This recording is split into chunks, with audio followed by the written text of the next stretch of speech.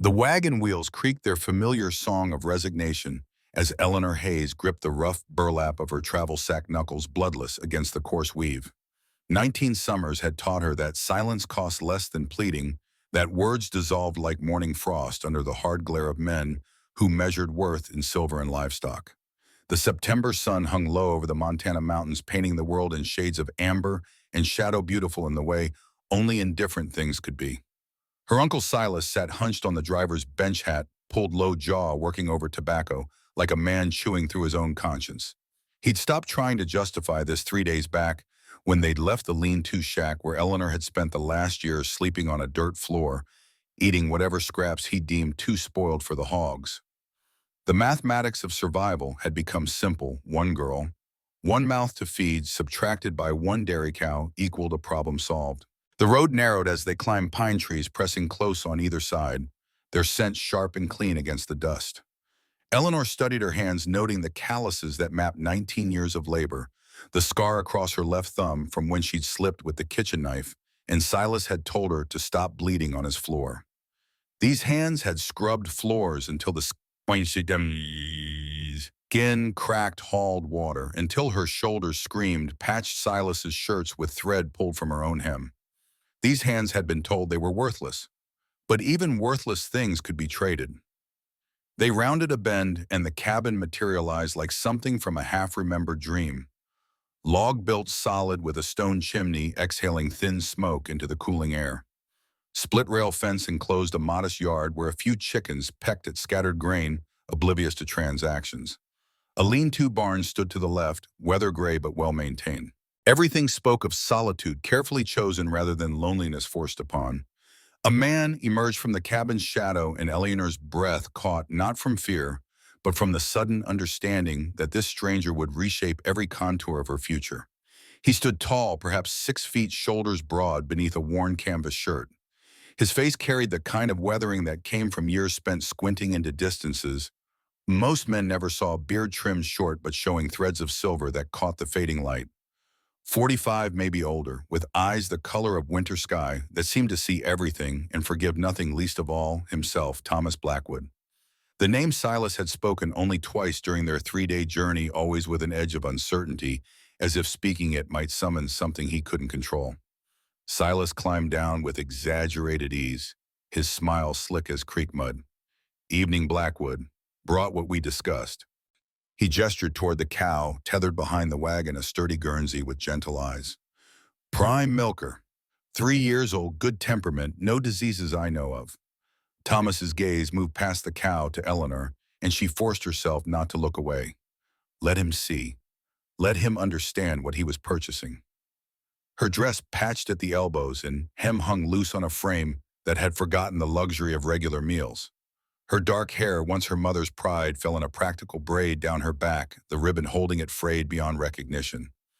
But her eyes met his without flinching, because even animals headed for slaughter deserve that small dignity. "The girl." Thomas's voice emerged low and rough, each word sounding like it had traveled through gravel to reach the air. Silas waved a dismissive hand, the gesture practiced. "My niece, Eleanor, 18 winters now, maybe 19, I lose track." He shrugged as if dates were luxuries. "Slow as January molasses and twice as thick, but she knows how to work. Cooking, cleaning, mending, whatever needs doing that you don't want wasting your time on. I'm done feeding another mouth that brings nothing but burden. The cow for the girl, like we settled." The air between them thickened with something Eleanor couldn't name but recognized the weight of. Thomas studied Silas the way a man might study a snake sunning itself on a warm rock, calculating distance and intent. Then, without breaking his gaze from Eleanor, he reached into his coat and retrieved a leather lead which he held out toward Silas. "The cow's yours. Simple. Final." The words carried no emotion, no judgment, nothing that might give Silas purchase for further negotiation. Silas grabbed the lead with greedy fingers already turning toward the Guernsey. "Pleasure doing business, Blackwood. You'll see she's quiet. Too damn quiet if you ask me, but that's probably a blessing for a man living alone." He tipped his hat in Eleanor's direction without actually looking at her, a gesture so empty it bordered on mockery. "Good luck to you, girl. Try not to burn the man's house down." The wagon lurched forward, wheels finding their rhythm again, and Eleanor watched her uncle disappear down the mountain road with her last tether to anything resembling family. The cow's hooves clattered against stone, that sound fading too, until only the wind through the pines remained whispering secrets in a language older than human cruelty. Thomas stood motionless for a long moment, and Eleanor wondered if he was regretting the transaction already. Then he turned toward the cabin, his voice carrying over his shoulder. "You'll need a place to sleep, inside."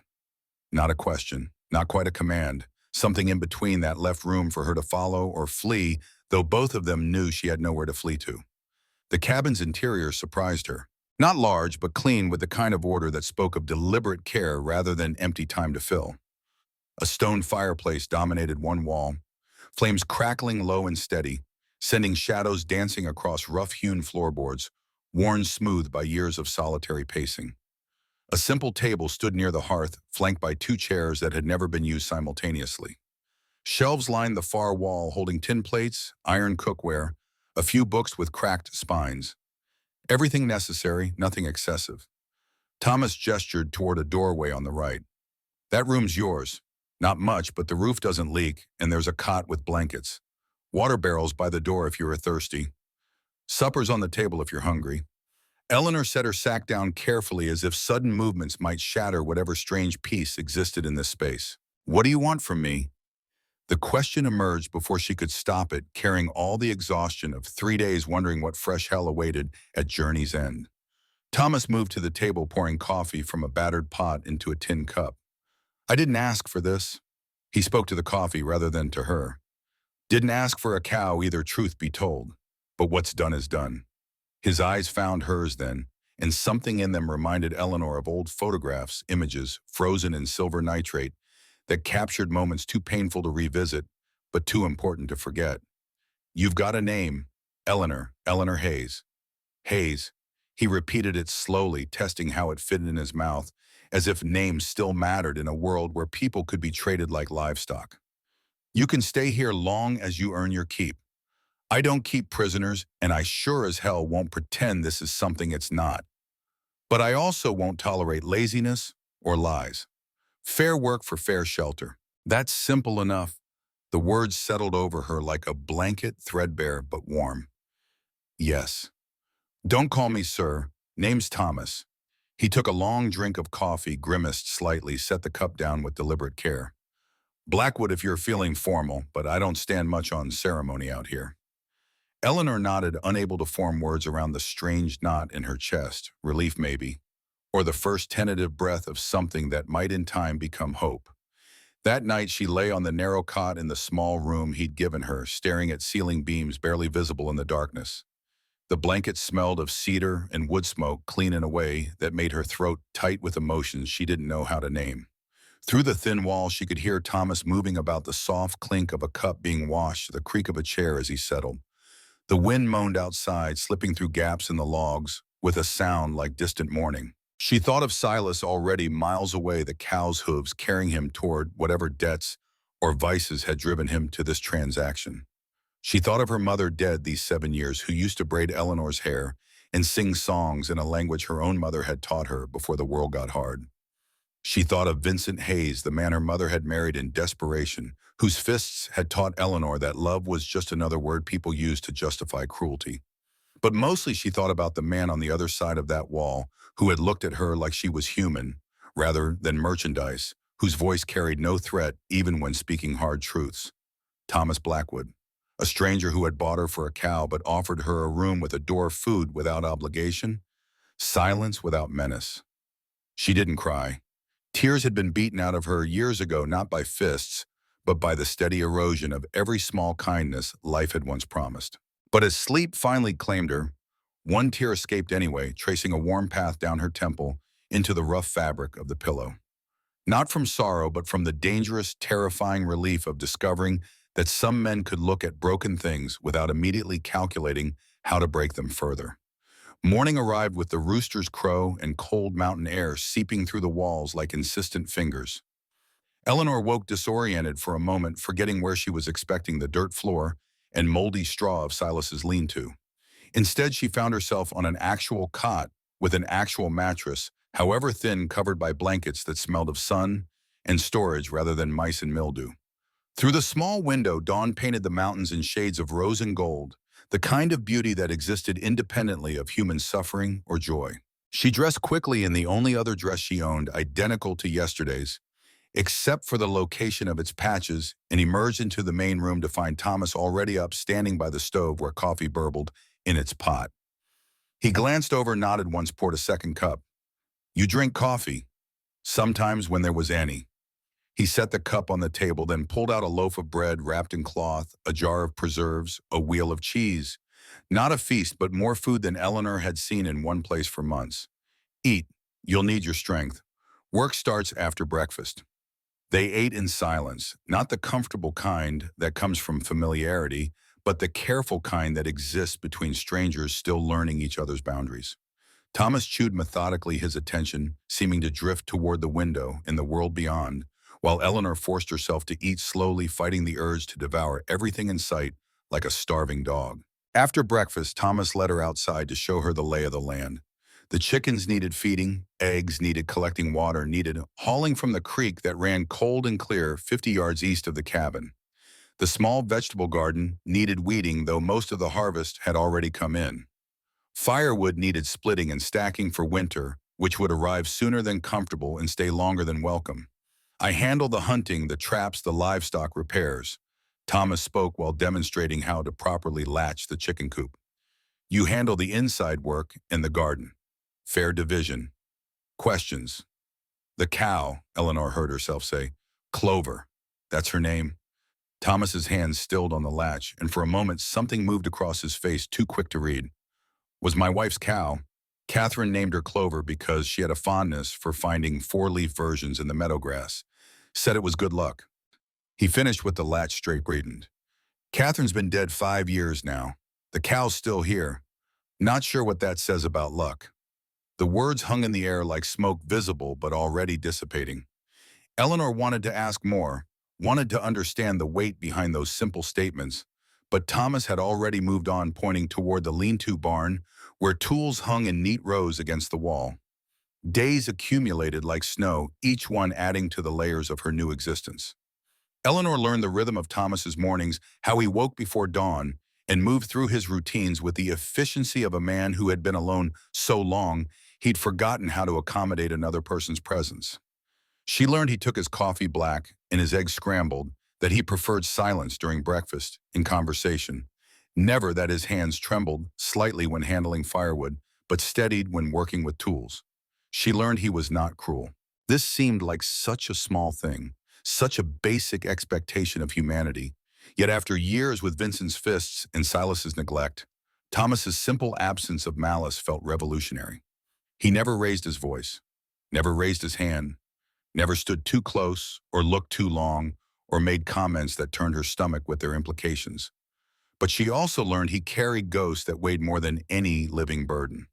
It was in the way he paused sometimes in doorways, as if waiting for someone to pass through first. In the way he set the table for two, but only ever sat in one chair, leaving the other perpetually empty. In the way his eyes would drift toward the mountains at dusk, searching for something that would never crest that distant ridge. 3 weeks after her arrival, while cleaning out the small shed behind the cabin, Eleanor found it. The wooden deer lay half buried in dust, and old burlap forgotten in the corner where tools leaned against weathered walls. She lifted it carefully, brushing away the years of neglect, and felt her heart constrict.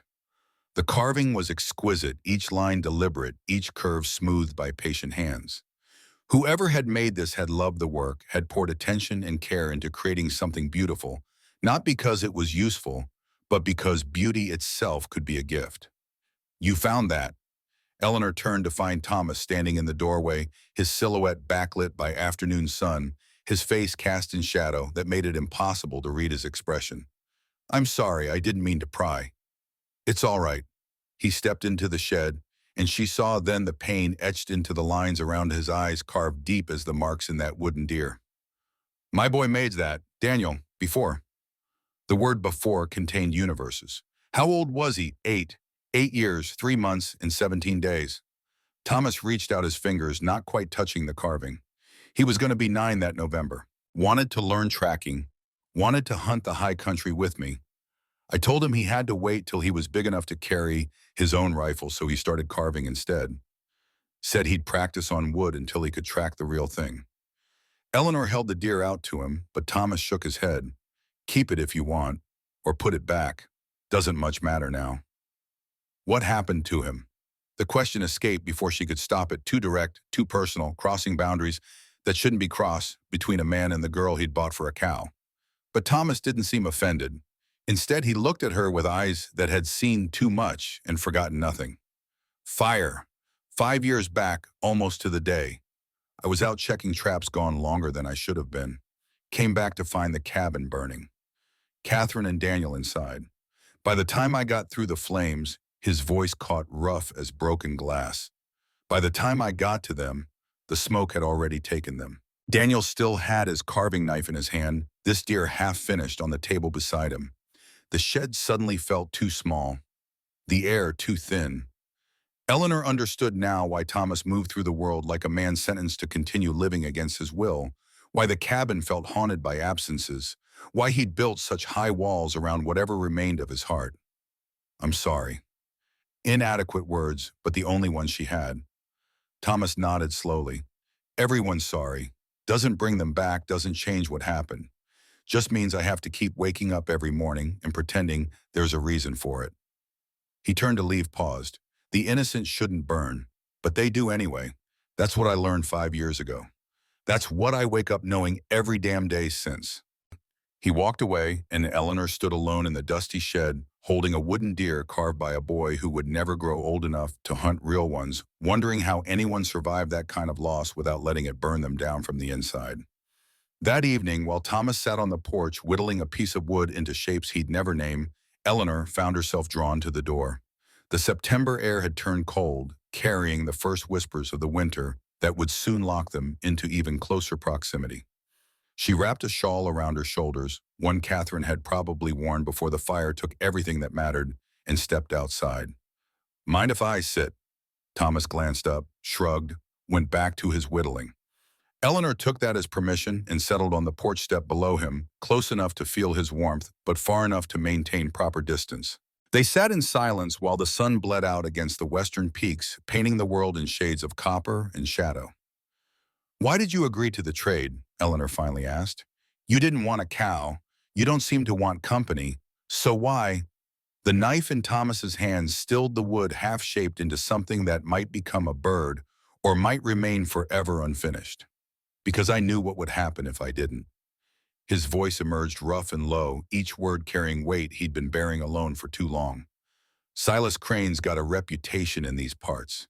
He's the kind of man who solves problems by making them someone else's burden. If I hadn't taken you, he'd have found someone who would have. And not everyone out here has. He paused, searching for words. Which everyone would have given you your own room and let you keep your dignity. The implications settled over Eleanor like cold water, clarifying and shocking at once. So this was charity. This was survival. Yours and mine both. Thomas resumed whittling shavings falling like snow into the dirt. I don't want your gratitude, and I sure as hell don't want your pity. This is what it is, nothing more and nothing less. You work, you stay. You cause trouble, you leave. Simple as that. But it wasn't simple, and they both knew it. Somewhere in the 3 weeks since her arrival, something had shifted. Not love, nothing so dramatic or immediate, but a recognition that they were both surviving in their own ways, both carrying wounds that wouldn't heal, both learning to live with ghosts that refused to be laid to rest. Thank you anyway. Eleanor spoke to the sunset rather than to him. For giving me a room.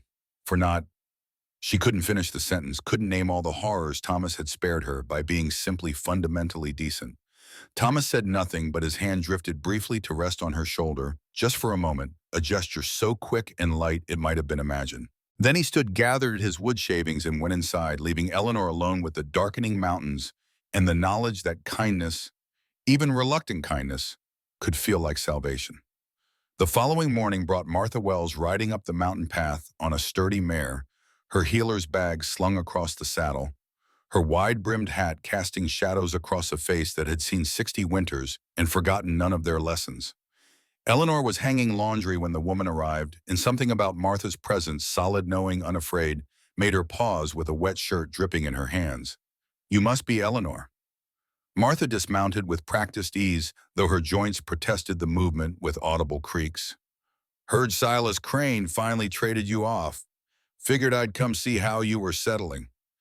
Thomas emerged from the barn, saw Martha, and something that might have been warmth flickered across his face. "Martha, didn't expect you up this way so soon. Had business down in Pine Valley, thought I'd check on my favorite hermit." Martha's eyes moved between Thomas and Eleanor, reading volumes in the spaces between them. "And make sure this girl wasn't being worked to death or worse." "I'm fine," Eleanor heard herself say, surprised by how true it felt. "Thomas has been," she searched for the right word, "fair." Martha's eyebrows rose slightly, a gesture that conveyed both approval and continued skepticism. "Fair." High praise from a man like Thomas Blackwood.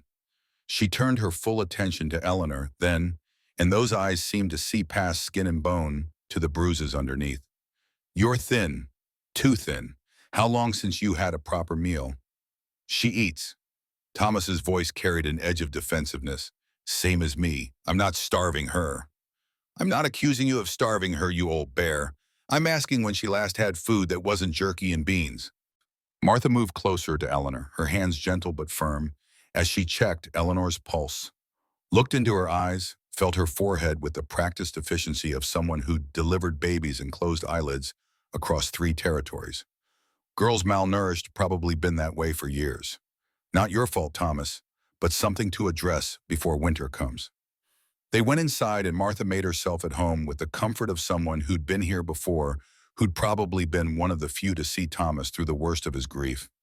She pulled vegetables from her bag, started a stew that filled the cabin with smells Eleanor had almost forgotten existed, talked steadily about nothing and everything, while Thomas sat at the table and Eleanor tried to make herself useful. "Silas Crane is a bastard," Martha spoke while chopping onions, her knife moving with efficient precision. "Always has been, probably always will be. His brother Eleanor's father was a decent man before the bottle took him. Married that sweet Lakota girl. What was her name? Sarah." Eleanor's voice emerged small. "My mother was Sarah." "That's right, Sarah. Beautiful woman, kind soul. Died of fever, didn't she?" 7 years ago. Then Vincent Hayes married into the situation, if you can call it marriage. Lasted 2 years before he left for the California gold that never materialized. Silas took me in after that claimed family duty, but really he just wanted someone to cook and clean without paying wages. Martha's knife paused, then resumed with more force than necessary. "And now you're here with Thomas, who bought you for a cow named Clover." The bluntness of it hung in the air like smoke. Eleanor waited for shame to flood through her, but instead she felt something else. Anger, maybe. Or the first stirrings of defiance. "I know how it looks." "How it looks doesn't matter. How it is matters." Martha turned from her, chopping fixed Eleanor with a stare that brooked no evasion. "Are you here because you want to be, or because you have nowhere else to go?" Thomas shifted in his chair, uncomfortable but said nothing. Eleanor met Martha's eyes. "Both. Does that make me weak?" "Makes you honest." Martha returned to her cooking. "Weakness would be pretending this is something it's not. Strength is accepting the hand you're dealt and playing it as best you can." She stirred the stew, tasted it, added more salt. "Besides, I've known Thomas Blackwood for 15 years. He's a hard man, a closed man, a man who's forgotten how to trust anything softer than stone. But he's not cruel and he's not a user. If he says he'll treat you fair, he will. Probably to both your detriment, because neither of you will admit if you need more than just fair." The words settled over the cabin like prophecy. They ate Martha's stew in companionable silence, and for the first time since her arrival, Eleanor felt something loosen in her chest. Not quite belonging, not yet trust, but the possibility of both hovering just beyond reach. Before Martha left, she pulled Eleanor aside while Thomas was tending to the horses. "You're a good girl in a bad situation." Martha's voice dropped low, urgent. "But I want you to understand something. You're not property, no matter what paper Silas signed or what bargain was struck. You have value that doesn't depend on who bought you or why. You hear me?" Eleanor nodded, throat tight. And if Thomas ever makes you uncomfortable, if anything changes, you come find me. I'm in Pine Valley 3 days a week, the cabin with the blue door on Mill Creek Road. You understand? I understand. Martha squeezed her hand, once mounted her horse, and rode back down the mountain, leaving Eleanor standing in the yard with the sun on her face and the first fragile thread of hope weaving itself through the constant ache of her existence. October arrived with frost on the grass and geese flying south in V formations that seemed to mock the earthbound. Eleanor fell into the rhythm of the work, her hands remembering skills her mother had taught her before Vincent's fists had beaten the memory of gentleness from their household. She baked bread that rose properly, not the dense bricks Silas had complained about. She mended Thomas's shirts with stitches so small they nearly disappeared. She kept the cabin clean without being told, learned where things belonged, stopped flinching every time Thomas moved too quickly or spoke too sharply. And Thomas, for his part, began to soften in ways so subtle, Eleanor almost missed them. He showed her how to split wood properly, his hands covering hers on the axe handle to adjust her grip, his touch brief and functional, but carrying a warmth that hadn't been there before. He brought back fresh deer meat from his hunts and showed her how to prepare it, not out of obligation, but with something that might have been pride when she learned quickly. He started talking during meals, just small observations about the weather or the mountains or the wildlife, filling the silence with proof that he remembered how to exist alongside another person. One afternoon, Robert Fletcher came riding up the trail, an old trapper whose weathered face carried the map of 70 hard years, lived mostly alone.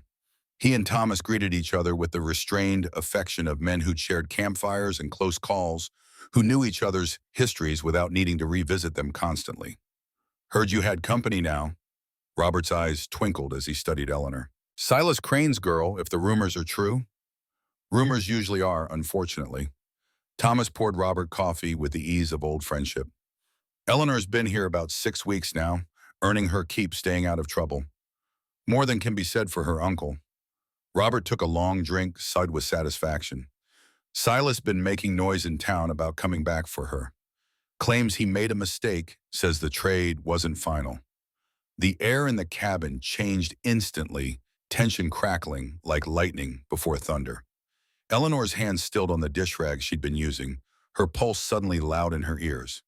Thomas set his coffee cup down with such deliberate care it felt like violence restrained. "Silas completed the trade. Took the cow, signed the paper I wrote up just to be sure. He's got no legal standing." Legal standing and what men actually do are two different things out here, and you know it. Robert leaned back in his chair, his expression grim. "Just thought you should know what talk's going around. Silas owes money to some bad people, and I reckon he's looking for any way to settle those debts. A girl can be traded more than once, especially to folks who don't care much about papers or principles." Eleanor felt the floor tilt beneath her. She'd known somewhere deep in the place where fear lived permanently that Silas wouldn't just disappear. Men like him never did. They circled back, always drawn by the scent of anything they could exploit. Thomas stood abruptly, his chair scraping against the floor. "He comes back here, he'll regret it." "I don't doubt that." Robert rose too, placed a weathered hand on Thomas's shoulder. "But be careful, friend. Regret doesn't stop bullets, and Silas Crane strikes me as the kind of man who'd rather burn something down than let someone else have it." After Robert left, Thomas paced the cabin like a caged animal, his contained violence looking for somewhere to land. Eleanor watched him from her position by the sink, recognizing the rage in his movements, because she'd learned to read anger like other people read books, had developed that skill as survival instinct under Vincent's roof. "You should let me go." The words emerged before she'd fully thought them through, but once spoken they felt inevitable. Thomas stopped pacing, turned to stare at her with something between disbelief and fury. "What? If Silas comes back, if he brings the trouble, you shouldn't have to deal with that. I can leave, go somewhere else, disappear. It would be easier." "Easier for who?" Thomas crossed the cabin in 3 strides, stopping close enough that Eleanor had to tilt her head back to meet his eyes. "You think I bought you just to throw you back to the wolves? You think I'm the kind of man who makes promises and breaks them when things get difficult? I think you're a man who's already lost enough." Eleanor held her ground, her voice steady despite the hammering of her heart. I think you don't need my uncle's problems becoming your problems. Something shifted in Thomas's expression, the anger draining away to reveal something rawer underneath. Grief, maybe, or the terrible weight of caring about someone after years of numbness. You're not going anywhere. His voice dropped low, each word carrying the weight of an oath. This is your home now, such as it is. And if Silas comes back, we'll deal with it. Together.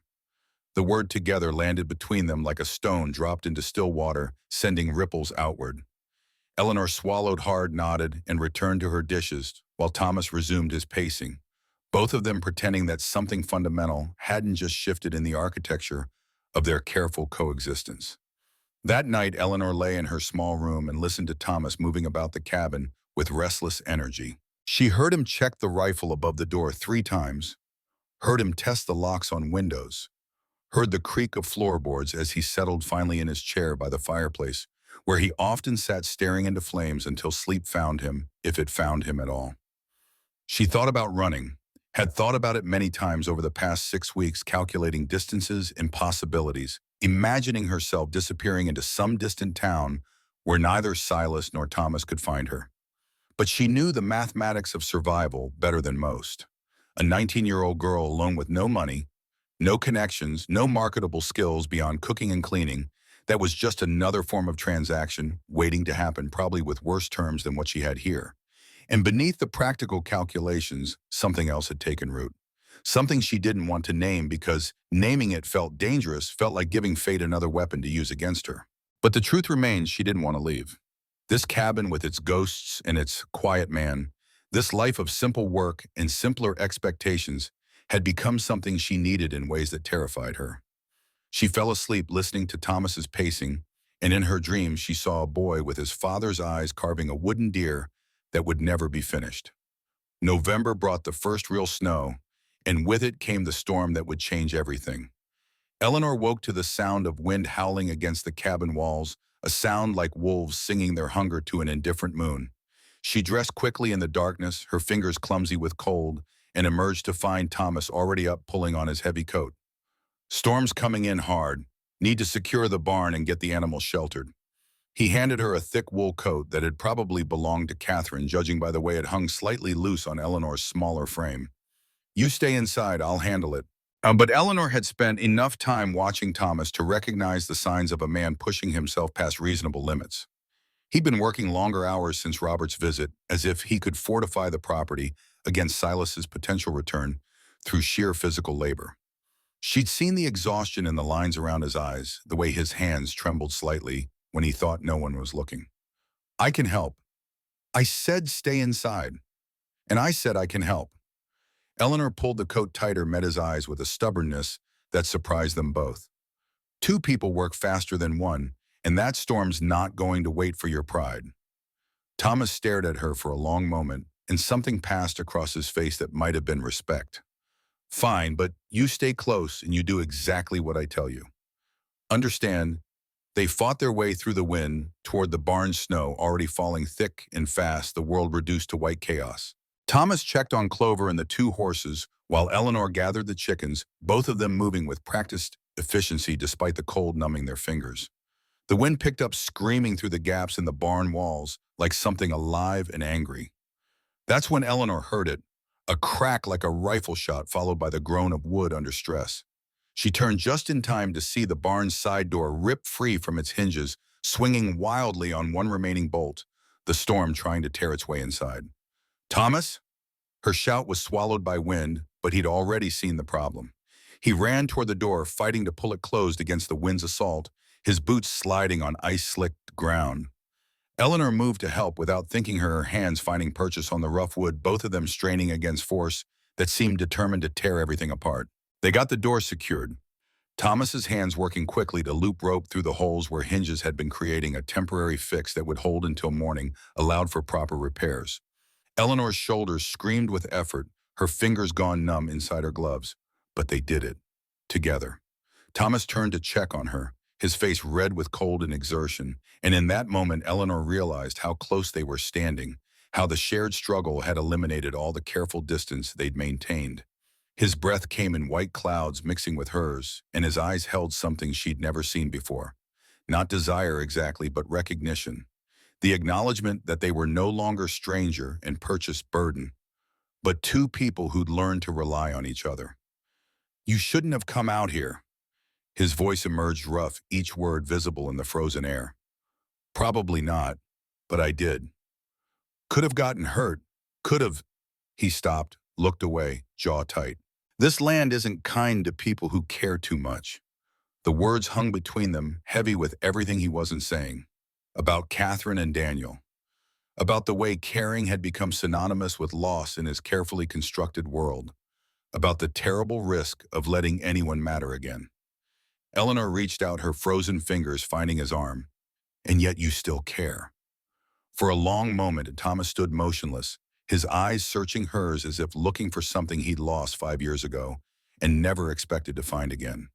Then slowly, deliberately, he raised his hand to her face, his rough palm cupping her cold cheek with a gentleness that made her breath catch. God help me, I do. The words emerged like a confession, like an admission of guilt, like the breaking of a dam that had held back years of frozen feeling. Eleanor leaned into his touch, this small gesture of affection that cost him more than any amount of money or traded cows, and for the first time since her mother died, she felt seen, truly seen. Not as a burden or a transaction or a problem to solve, but as a person whose presence mattered, whose absence would leave a hole. The storm howled around them, but inside the barn in that frozen moment, everything felt impossibly warm. They made their way back to the cabin through snow that had turned the world into a white void, clinging to each other more from need than from practical necessity. Inside, they stood dripping melted snow onto the floor, shivering despite the fire Thomas quickly built up until it roared against the cold. He poured whiskey into 2 tin cups, handed one to Eleanor. Drink, helps with the chill. She drank, feeling the burn travel down her throat and settle in her chest like liquid courage. Thomas drank too, then set his cup down with that same deliberate care that signaled restraint. I need you to understand something. He spoke to the fire rather than to her, his profile sharp in the flickering light. When Catherine died, when I lost Daniel, I made myself a promise. No more attachments. No more caring. Caring just meant more pain when things went wrong, and things always went wrong. Easier to be alone, easier to keep everyone at arm's length. Eleanor waited, knowing this moment required silence more than words. But then you showed up. Not by choice, not by anything either of us wanted. Just another burden I didn't ask for. And I told myself it would stay that way. Simple transaction, simple arrangement. You work, you stay, nothing more. He turned to face her then, and the raw vulnerability in his eyes nearly broke her. Except it's not that simple anymore, and I don't know what to do with that. Eleanor set her own cup down, moved closer until they were standing inches apart, close enough to feel the heat radiating from his body. You don't have to do anything. We don't have to name this or define it or make it into something complicated. We can just, she searched for the right words, we can just be. Two people who ended up in the same place learning how to survive together. Thomas's hand found hers, his fingers calloused and warm, threading through hers with careful deliberation. I can't promise I won't mess this up. Can't promise I know how to do this anymore if I ever did. The ghosts, they don't just go away because I want them to. I'm not asking them to. Eleanor squeezed his hand, a small gesture carrying the weight of acceptance. I've got ghosts too. My mother, Vincent, all the years with Silas. We can carry them together if that's easier than carrying them alone. They stood that way for a long time, hands joined the fire crackling, its song of warmth and survival. The storm raging outside, while inside, in the small, safe space they'd built, something new took root. Not love, not yet, but the possibility of it. The terrifying, wonderful possibility that broken things could, maybe against all odds, learn to be whole again. That night, Eleanor lay in her small room and listened to the storm's fury.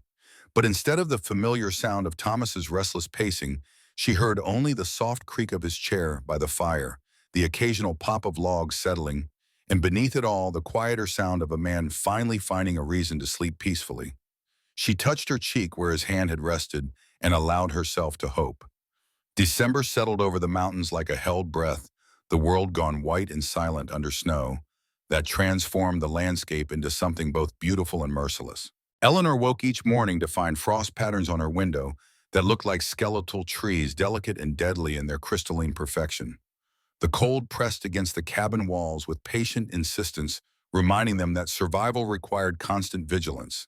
Thomas taught her how to read the weather in the color of the sky at dawn, how to predict storms by the way the horses shifted in their stalls, how to preserve meat and stretch supplies when the mountain passes closed and town became unreachable. They worked side by side through the short winter days, their movements becoming synchronized in ways neither acknowledged, but both recognized. He no longer needed to tell her where things belonged. She no longer needed to ask what he wanted for supper. The careful distance they'd maintained began to collapse under the weight of proximity and need. Not all at once, but in small increments that felt both inevitable and terrifying. Thomas's hand resting briefly on her shoulder as he passed behind her at the stove. Eleanor's fingers brushing his when she handed him his coffee. The way they'd started sitting closer during evening meals, their knees almost touching under the small table. One evening, while Eleanor mended a tear in Thomas's work shirt by lamplight, he spoke without looking up from the wood he was carving. Catherine used to do that, sit just like that with the lamp at that angle, concentrating so hard on getting the stitches perfect. Eleanor's hands stilled, uncertain whether this comparison was welcome or painful. "I'm sorry, I can move the lamp." "No." Thomas's knife paused mid-stroke. "It's not a bad thing. Remembering. For a long time, every reminder just hurt. But lately," he searched for words like a man who'd forgotten their language. "Lately it feels different. Less like losing them again, more like keeping them alive the way they deserve." Eleanor set down her mending, watching the firelight paint shadows across his weathered face. "Tell me about her. About them." Thomas was quiet for so long, she thought he wouldn't answer.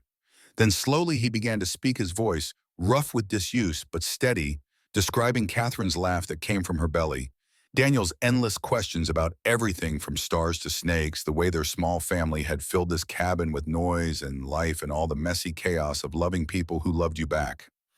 Eleanor listened, and in listening she began to understand the depth of what Thomas had lost.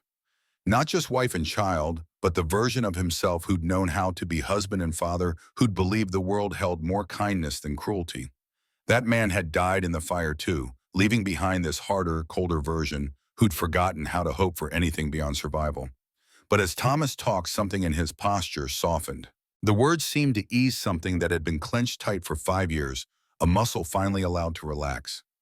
When he finished, the silence between them felt different than before, lighter, as if he'd set down a burden he'd been carrying alone too long. "Thank you." Eleanor's voice emerged barely above a whisper. "For trusting me with them." Thomas met her eyes then, and in his gaze she saw something that made her breath catch. Not love, not yet, but the possibility of it hovering close enough to touch. "You remind me." He spoke carefully, each word chosen with precision. Not of Catherine specifically, but of what it felt like to share a life with someone, to have another person's presence matter. "I'd forgotten that feeling, thought I'd buried it with them. But you brought it back whether I wanted it or not." Eleanor's throat tightened with emotions too complex to name. Joy tangled with guilt, hope wrapped in fear, the terrible knowledge that caring about someone meant giving them the power to hurt you. "I don't know how to do this." Her admission came out small and honest. "All I know about love is how it ends. My mother died, Vincent left, Silas sold me like furniture. Every person I've ever cared about either disappeared or made me wish they had." Thomas set down his carving, crossed the small space between them, and knelt beside her chair so their eyes were level. His hands found hers, rough palms engulfing her smaller fingers, with a warmth that felt like an anchor. "Then we'll figure it out together. Both of us fumbling around in the dark, both of us scared of ghosts and what-ifs, but together." The word landed like a promise, like a vow, like the first true choice either of them had made since fate and Silas Crane had thrown them into each other's orbit. Eleanor leaned forward, her forehead resting against his breathing, in the scent of wood smoke and pine, and something essentially Thomas. They stayed that way for a long time, not kissing, not speaking, just existing in the same space with the same fragile hope. Outside, snow fell in thick silence, burying the world deeper. Christmas came without celebration. They had no decorations, no gifts, no reason to mark the day as different from any other. But Thomas surprised her by carving a small wooden rabbit, its ears alert, its body poised mid-leap. He set it on the table beside her breakfast plate without comment, then busied himself with coffee as if the gesture meant nothing. Eleanor picked up the rabbit, feeling the smoothness of wood worn soft by patient hands, and something inside her chest cracked open. "It's beautiful." Thomas shrugged, uncomfortable with praise. Daniel liked rabbits, said they were brave being that small in a world full of things that wanted to eat them. Figured you might understand that. The comparison settled over her like recognition. Yes, she understood exactly that kind of bravery, the courage required to keep breathing when the world had made it abundantly clear you were prey. She kept the rabbit in her pocket after that, a talisman against the cold and the dark, and all the things that wanted to devour small brave creatures. January arrived with temperatures that made breathing hurt and snow that reached the cabin's windows. They were truly isolated now, cut off from town and neighbors, and any help should trouble come calling. Thomas checked and rechecked their supplies with the meticulous attention of a man who'd learned the hard way what happened when you underestimated winter's appetite. Eleanor woke one morning feeling wrong in ways she couldn't immediately name. Her stomach churned with nausea that had nothing to do with food poisoning and everything to do with a suspicion that grew stronger with each passing day. She counted backwards, trying to remember dates, trying to make the mathematics work out to anything except the impossible truth taking shape inside her. She'd been with Thomas for 4 months now, and it had been nearly 3 months since that first night in mid-November when the storm had forced them together, when sharing warmth had led to sharing more. She remembered the exact date because it had been 3 days after the anniversary of Catherine and Daniel's deaths, a date Thomas had spent staring at the mountains with such profound grief that Eleanor had sat beside him in silent vigil until darkness fell. That night, November 14th, the temperature had dropped so low that water froze in the barrel. Thomas had come to her room not with desire, but with practical concern, offering his warmer bed, because hypothermia killed as surely as any bullet. They'd lain together, sharing heat, sharing space, sharing the vulnerable trust of sleep. And then in the darkness of the fourth night, sleeping side by side, they'd crossed from companionship into something more. It had happened naturally, inevitably, the way winter turned to spring. Not with passion or urgency, but with the gentle recognition that they'd been alone too long and had found in each other something worth holding on to. Since that November night, they'd been careful in their way. Thomas had tried to protect her from the consequences of their joining, withdrawing at the last moment, spending himself against her thigh rather than inside her. But bodies had their own mathematics, and sometimes even careful people made mistakes in the heat of need and connection. But they'd been careful, or so she thought. Thomas had withdrawn each time, his breathing ragged, his forehead pressed against her shoulder as he spent himself against her thigh rather than inside her. Safe. Supposed to be safe. Except bodies had their own mathematics, and sometimes the calculations failed. Eleanor stood at the basin, splashing cold water on her face, trying to reconcile the impossible with the increasingly probable. Her cycle, never regular, due to years of poor nutrition and stress, had been absent for 6 weeks now. Her breasts felt tender, swollen, sensitive in ways they hadn't been before, and the nausea, this persistent, rolling sickness that arrived each morning like clockwork and didn't care about her denials. She was pregnant. Had to be. The knowledge sat in her stomach like a stone, heavy and undeniable. The cabin door opened, bringing a gust of frigid air, and Thomas stamping snow from his boots. He looked up, saw her face, and his expression shifted immediately to concern. "You all right? You look pale." Eleanor gripped the edge of the basin, her knuckles white against the wood. "I'm fine, just tired." Thomas crossed to her, his hand finding her forehead with the practiced efficiency of someone checking for fever. "You're not getting sick. Can't afford sick out here in winter. If this is something serious." "It's not serious." The lie emerged, automatically protective. "Just female troubles. Nothing to worry about." His hand dropped and he nodded with the discomfort of men everywhere when faced with mysterious feminine ailments they couldn't fix with practical solutions. But his eyes stayed on her, watchful, as if he could see past her careful composure to the panic churning underneath. The weeks that followed existed in a strange, suspended reality. Eleanor went through the motions of daily life, while her body continued its transformation. Subtle changes only she noticed. Her clothes fit differently. Her sense of smell sharpened until Thomas's coffee made her stomach revolt. She found herself exhausted by noon, struggling to keep her eyes open during tasks that used to be effortless.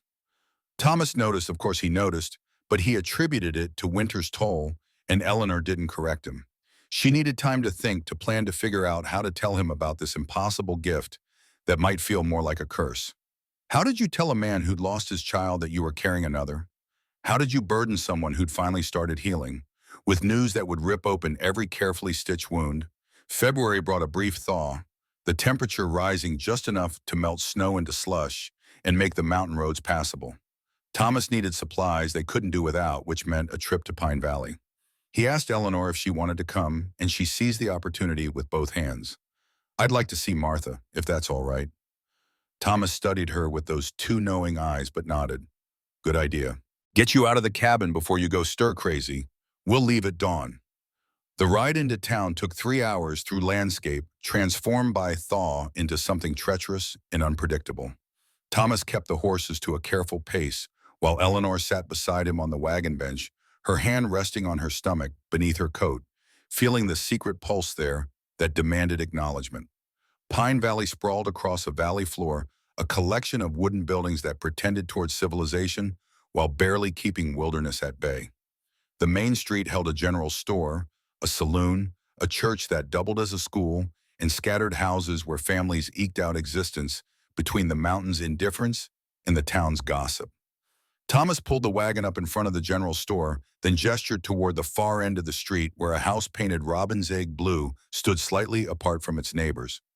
"Martha's place. Blue door just like she said. I'll handle supplies, you go talk to her. Meet back here in an hour." Eleanor climbed down her boots, squelching in mud, and walked toward the blue door with her heart hammering against her ribs. She heard movement inside, then Martha's voice calling out for her to enter. Martha sat at her kitchen table grinding herbs with mortar and pestle, her weathered face breaking into a smile when she saw Eleanor. "Well now, didn't expect to see you until spring. How's life with our resident hermit?" Eleanor sat without being invited, her hands twisting together in her lap. "I need your help, professional help." Martha's hands stilled, her eyes sharpening with diagnostic focus. She set aside her work, leaned forward, studying Eleanor with the intensity of someone reading symptoms in skin tone and posture. "What kind of help?" The words stuck in Eleanor's throat, too big and too real to speak aloud. But Martha had delivered babies for 40 years across 3 territories. She knew what desperation looked like. "You think you're pregnant?" Martha spoke it as fact rather than question. Eleanor nodded, unable to trust her voice. Martha Rose moved with brisk efficiency to close the curtains, then returned with her medical bag. She pulled out instruments Eleanor didn't recognize, asked questions about dates and symptoms and intimate details that made Eleanor's face burn. But Martha's manner remained clinical, matter-of-fact, treating Eleanor's body as a puzzle to be solved rather than a source of shame. Finally, Martha sat back, her expression unreadable. "You're pregnant, about 11, maybe 12 weeks along, if I'm judging right. Baby's heartbeat is strong, clear as a bell, when you know how to listen." She paused, watching Eleanor's face carefully. "Puts conception sometime in mid-November, which matches with when you said your last cycle was." Eleanor shook her head, tears threatening to spill. "I don't know how to tell him. He lost his son, Martha. What if this breaks him? What if he can't?" Her voice cracked. "What if he doesn't want this?" Martha reached across the table, her gnarled hand covering Eleanor's trembling one. "Listen to me, child. I've known Thomas Blackwood since he was younger than you are now. I delivered Daniel. I nursed Catherine through her pregnancy complications. I was one of the first to arrive after the fire. That man loved his family with everything he had, and when he lost them, I thought he'd die from grief alone."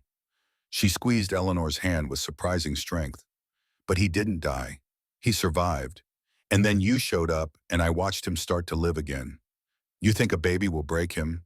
Girl, this baby might be the only thing that finally puts him back together." The words landed like benediction, like permission to hope. Eleanor let the tears fall, then hot and fast, releasing months of fear and uncertainty. "I'm scared." "Of course you're scared. Bringing life into this world is terrifying, even when circumstances are perfect, and yours are about as far from perfect as they come." Martha handed her a handkerchief, waited while Eleanor composed herself. But you're stronger than you think. You survived Silas Crane. You survived worse before him. You'll survive this too, and that baby will be luckier than most because it'll have a mother who knows what it means to fight for the people you love. They sat in silence for a moment, the weight of the future settling between them. Then Martha spoke again, her voice gentle but firm.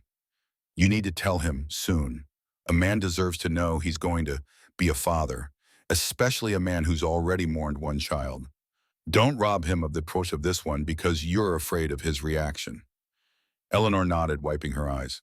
How much do I owe you? Martha waved the question away. Consider it a belated wedding gift, though I know you two aren't married yet. Might want to address that before the baby comes, if only to make things simpler with the law and the church folk who care about such things. The mention of marriage sent a fresh wave of panic through Eleanor. They'd never discussed it, never even hinted at making their arrangement permanent beyond the practical necessities of surviving winter together. What if Thomas saw her pregnancy as a trap? What if he felt obligated by honor to marry her, but resented the obligation? What if stop borrowing trouble? Martha stood, helping Eleanor to her feet. Tell him. Let him surprise you. Men are capable of that sometimes, even the damaged ones. Eleanor walked back toward the general store, her mind churning. She found Thomas loading supplies into the wagon, his movements efficient and practiced. He looked up when she approached, read something in her expression, and set down the sack of flour he'd been lifting. What did Martha say? Eleanor opened her mouth, the truth poised on her tongue, but fear strangled the words before they could emerge. Said I'm healthy, but you just needed to get out more, stop spending so much time cooped up in the cabin. Thomas's eyes narrowed slightly, and Eleanor knew he didn't believe her. But he simply nodded, finished loading, and helped her onto the wagon bench. They rode home in silence, the horses' hooves splashing through melting snow, while Eleanor's secret grew heavier with each mile. She'd tell him tonight, she promised herself.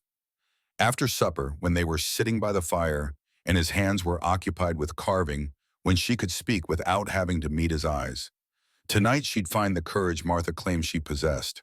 But when tonight arrived, Eleanor's courage evaporated like morning mist. She served supper, cleared plates, mended clothes by lamplight, while Thomas carved, and every time she opened her mouth to speak, different words emerged.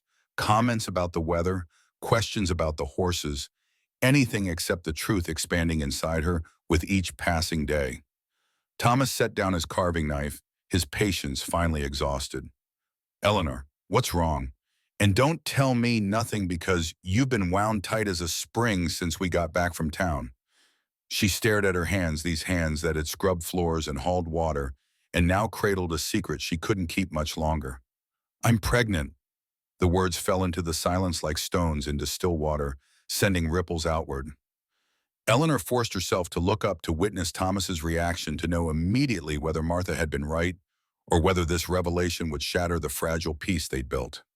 Thomas sat frozen, his face cycling through expressions too quickly to read. Shock, disbelief, something that might have been fear or might have been wonder. He opened his mouth closed, it tried again. You're sure? Martha confirmed it today, about 10 weeks along. Thomas stood abruptly, his chair scraping against the floor, and for a terrible moment Eleanor thought he was going to walk out, going to need space to process this alone. But instead he crossed to her, dropped to his knees beside her chair just like he had that night in December, and placed his hand flat against her stomach with a reverence that made her breath catch. A baby. His voice emerged rough, each word scraped raw. Our baby. Eleanor covered his hand with hers, feeling the tremor in his fingers, the way years of grief and hope warred across his features. I'm sorry. I know this isn't what you signed up for. I know you've already lost. Stop. Thomas looked up at her then, and his eyes were wet. Don't apologize for this. Don't you dare apologize for giving me something I thought I'd never have again. He pulled her into his arms, crushing her against his chest, his face buried in her hair. Eleanor felt his shoulders shake, felt wetness against her neck, and realized he was crying. Thomas Blackwood, who hadn't shed tears at his family's funeral, who'd built walls around his grief so high nothing could scale them, was weeping against her shoulder with a mixture of joy and sorrow too complex to separate.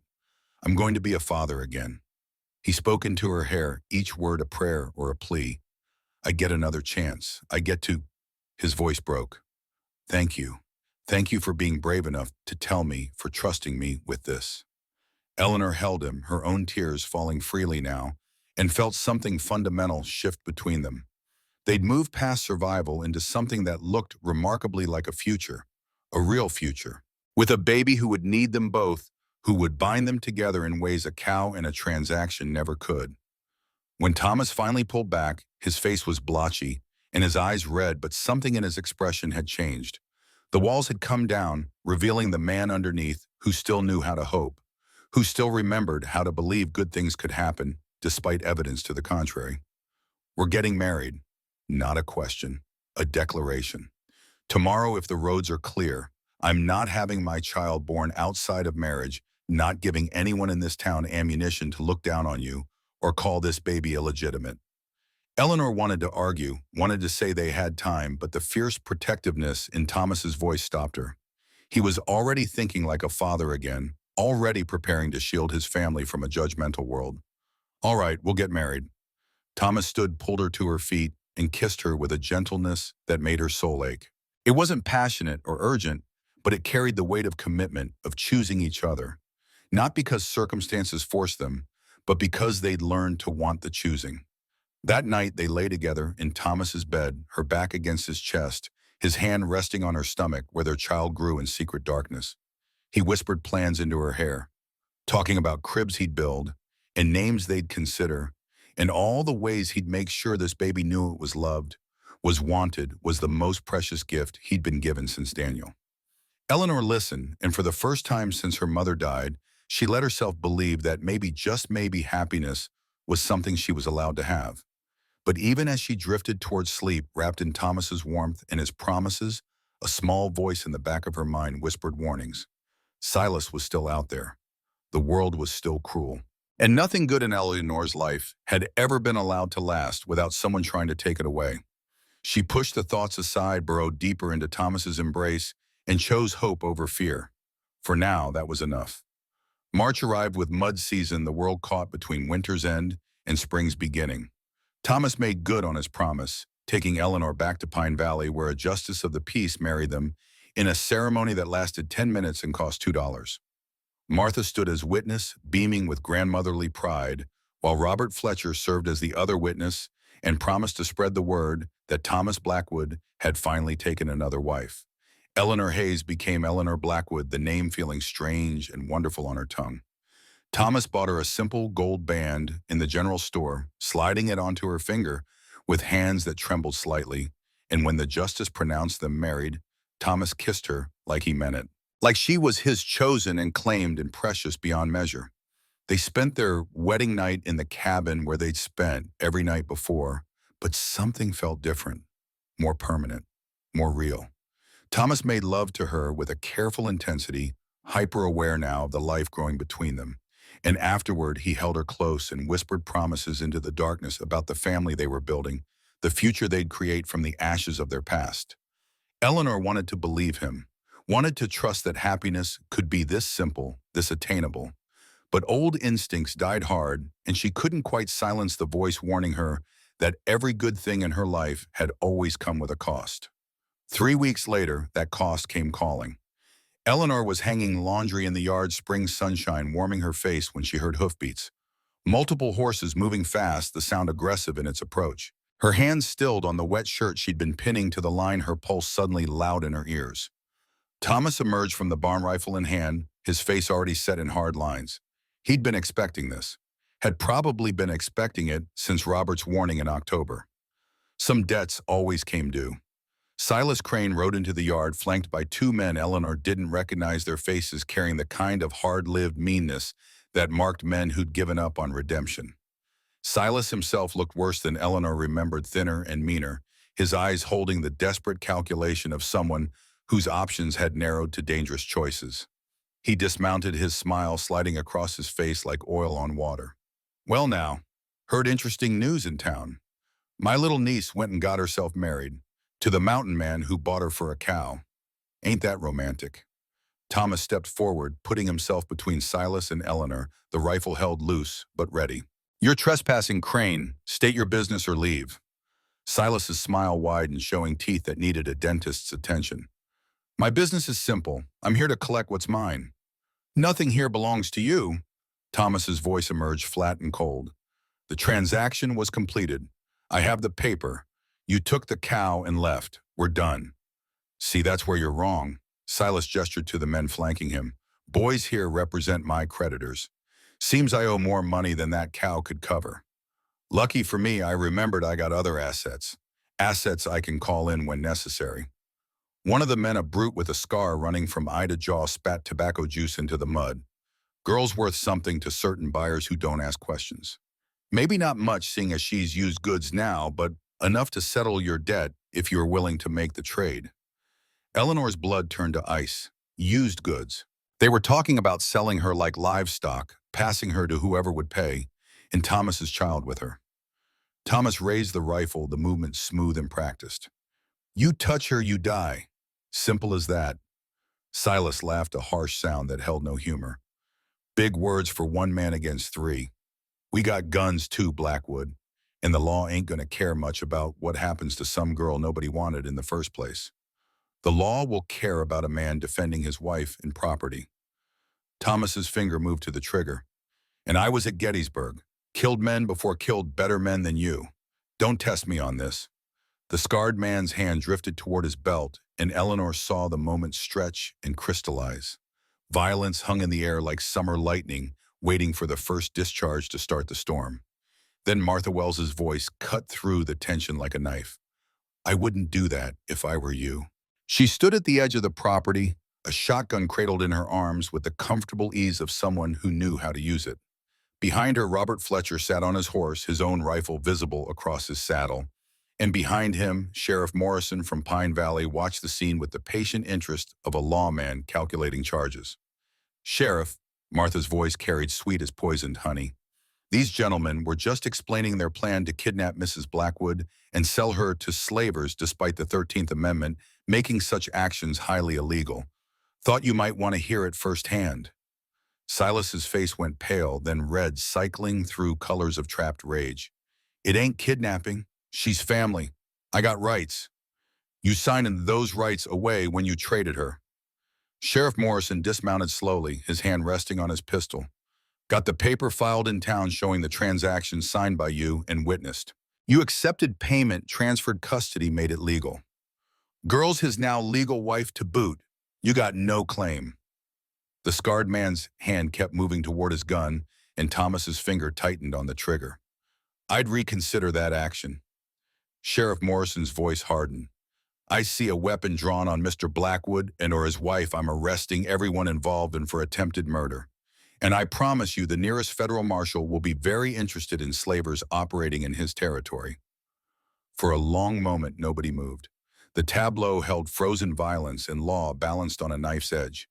Then Silas yanked his horse's reins, his face twisted with impotent fury. This ain't over, Blackwood. You think you won something here, but all you got is borrowed time. I'll find a way to collect one way or another. He wheeled his horse around the scarred man and the third rider following suit, and they disappeared down the mountain road, leaving only hoofprints in the mud and the lingering stink of threat. Thomas lowered the rifle slowly, his hands shaking now with adrenaline's aftermath. Eleanor's legs gave out and she sat hard in the mud, her hand instinctively covering her stomach where their child grew oblivious to how close danger had come. Martha hurried over, helping Eleanor to her feet, while Sheriff Morrison approached Thomas. You need to file a formal complaint. Get it on record that Crane threatened you and your wife. Won't stop him permanently, but it'll give us legal grounds to arrest him if he shows up again. Thomas nodded, still watching the road where Silas had disappeared. He'll be back. Probably. Morrison's tone carried grim acceptance. Men like that don't let go easy. But next time we'll be ready. After the sheriff and Robert left, after Martha had checked Eleanor over and confirmed the baby was fine, despite the stress after the adrenaline had faded, leaving only exhaustion, Thomas and Eleanor sat on the porch in the gathering dusk. I should leave. Eleanor spoke to her hands. Take the danger with me. Go somewhere he can't find me. Thomas turned to face her, his eyes fierce. We've had this conversation before. You're not going anywhere. This is your home. That baby growing inside you is our child, our future, and I'll burn this whole mountain down before I let Silas Crane take either of you from me. Eleanor wanted to argue, wanted to be practical and selfless, and make the choice that would keep him safe. But the truth was she didn't want to leave, didn't want to face the world alone, pregnant and vulnerable, didn't want to give up the first real home she'd ever known. So instead, she leaned against Thomas's shoulder, feeling his arm come around her, solid and protective and real. Then we fight. Then we fight. Thomas echoed, his voice carrying the weight of a vow. Whatever comes, we face it together. The sun set behind the mountains, painting the sky in shades of blood and fire, beautiful and terrible in equal measure. Eleanor watched the light die and wondered how many more sunsets they'd be allowed before Silas made good on his threat. But tonight, wrapped in Thomas's arms with their baby safe between them, she chose to believe in tomorrow. Chose to believe that love could be stronger than hate, that hope could outlast fear, that two broken people could build something whole. The night deepened, stars emerging one by one like promises written in fire. And in the darkness, Eleanor placed her hand over Thomas's, where it rested on her stomach, and together they felt the future kick. Word count 6847. Target 8,000, 9,000. Status continuing, show. April transformed the mountains into a riot of wildflowers and melting snow. The world reborn in shades of green and gold that seemed impossible after winter's monochrome brutality. Eleanor's pregnancy became visible now, her belly rounding beneath her dresses in ways that made Martha cluck with satisfaction during her weekly visits and made Thomas touch her with a reverence that bordered on worship. They prepared for the baby with the careful attention of people who'd learned not to take good things for granted. Thomas built a cradle from juniper wood, his hands moving with the same patience he'd shown carving the wooden deer for Daniel. Each joint fitted so perfectly, no nails were needed. Eleanor sewed tiny clothes from fabric Martha brought from town, her stitches small and precise, pouring love into every seam. But beneath the preparation lurked constant awareness of threat. Thomas kept the rifle loaded now within arm's reach at all times. He'd taught Eleanor to shoot despite her initial resistance, standing behind her to steady her aim while she learned to hit targets at 20, 30, 50 yards.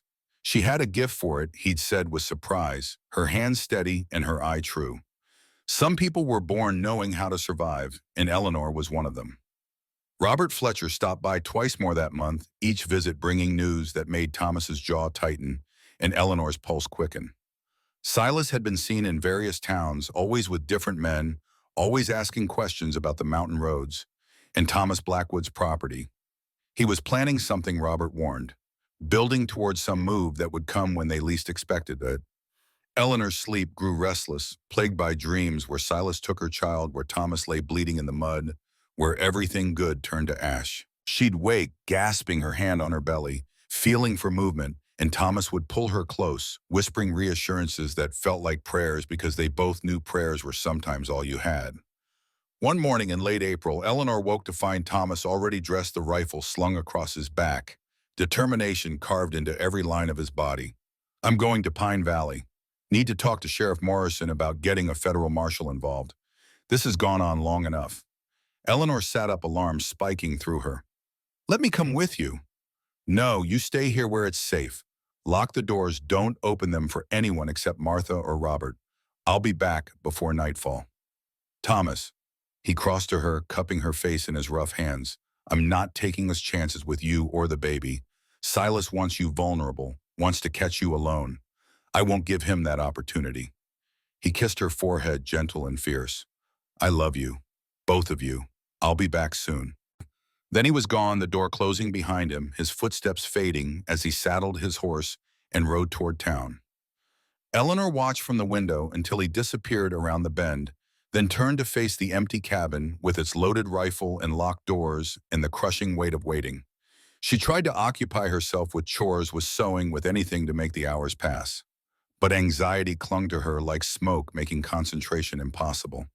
She found herself checking the windows constantly, starting at every sound, her nerves stretched taut as wire. Noon came and went. Afternoon stretched toward evening. Still no Thomas. Eleanor was preparing supper she had no appetite for when she heard it. Not hoofbeats this time, but the crack of a branch outside, deliberate and close. Then another. Someone moving through the trees toward the cabin, trying and failing to be quiet. Her heart hammered as she reached for the rifle, checking the load with trembling hands. Through the window, she caught glimpses of movement, multiple men spreading out surrounding the cabin. Silas had waited for Thomas to leave, had probably watched the cabin for days learning routines biding his time, and now he'd come to collect his debt.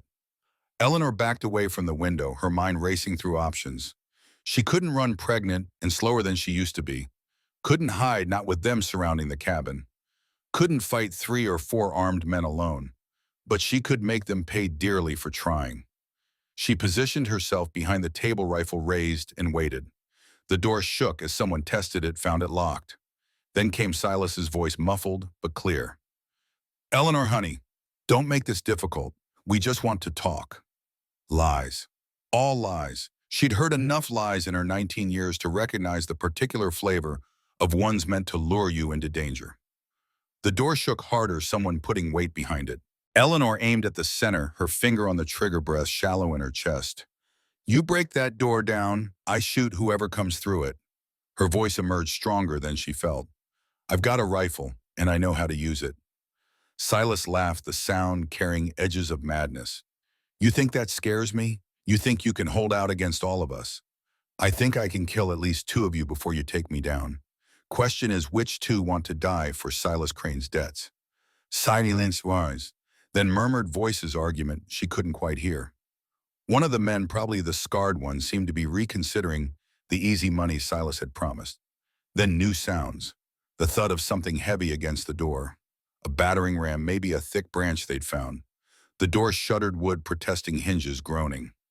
Eleanor's world narrowed to the rifle sights and the door and the life growing inside her that she would protect at any cost. She'd killed no one in her 19 years, had barely hurt anything beyond chickens destined for supper. But she would kill, now would shoot without hesitation, because some things were worth becoming a killer for. The door splintered, giving way with a crack like breaking bones. A man came through, not Silas, but one of his hired thugs, gun drawn, and face set in brutal determination. Eleanor fired. The rifle's report was deafening in the enclosed space, smoke and cordite filling the air. The man screamed, clutching his shoulder, where blood bloomed dark against his shirt, and fell backwards into the other men crowding the doorway. "Next one's through the heart." Eleanor's voice shook, but her hand stayed steady on the rifle as she worked the bolt, chambering another round. "I swear to God, I'll kill you all if you come in here." Another man appeared in the doorway, this one with more sense, staying low and using the doorframe for cover. Eleanor fired again, wood splintering beside his head, and he ducked back with a curse. But she only had so many bullets, and they had time and numbers on their side. This could only end one way unless help arrived. As if summoned by desperation, new sounds emerged. Hoofbeats, multiple horses moving fast, voices shouting. Then gunfire different than her rifle coming from outside. Thomas's voice cut through the chaos like a blade. "Drop your weapons, sheriff's orders. Drop them now or face federal charges." The men at her door scattered, choosing survival over payment. Eleanor heard running, heard horses, heard more shouting that gradually resolved into the sounds of surrender and arrest. Then Thomas was there, bursting through the broken door, his face wild with fear that transformed to relief when he saw her standing, a live rifle in hand. He crossed to her in 3 strides, pulling her and the rifle both into his arms, crushing her against his chest. "You're all right. Thank God you're all right." Eleanor dropped the rifle, her hands finding purchase in his shirt, and let herself break. The adrenaline that had kept her standing drained away, leaving only shaking and tears and the overwhelming knowledge of how close she'd come to losing everything. "I killed him." The words emerged muffled against Thomas's chest. "The man who came through the door. I shot him." "You defended yourself and our child." Thomas pulled back his hands, framing her face, forcing her to meet his eyes. "You did what you had to do. You were brave and strong, and I'm so damn proud of you I can barely breathe." Sheriff Morrison appeared in the doorway, surveying the damage with grim satisfaction. "Mrs. Blackwood, you all right, baby, all right?" Eleanor nodded, still shaking. "The man I shot, shoulder wound. He'll live to stand trial." Morrison's expression held something like respect. "You're a hell of a shot for someone who just learned this winter. Stopped an armed assault on your home while pregnant and alone. Judge is going to be very interested in hearing about this." Thomas kept his arm around Eleanor while Morrison explained. He'd ridden to town, filed formal complaints, convinced Morrison that federal involvement was necessary. They'd been on their way back when they'd heard gunshots and spurred their horses to a gallop.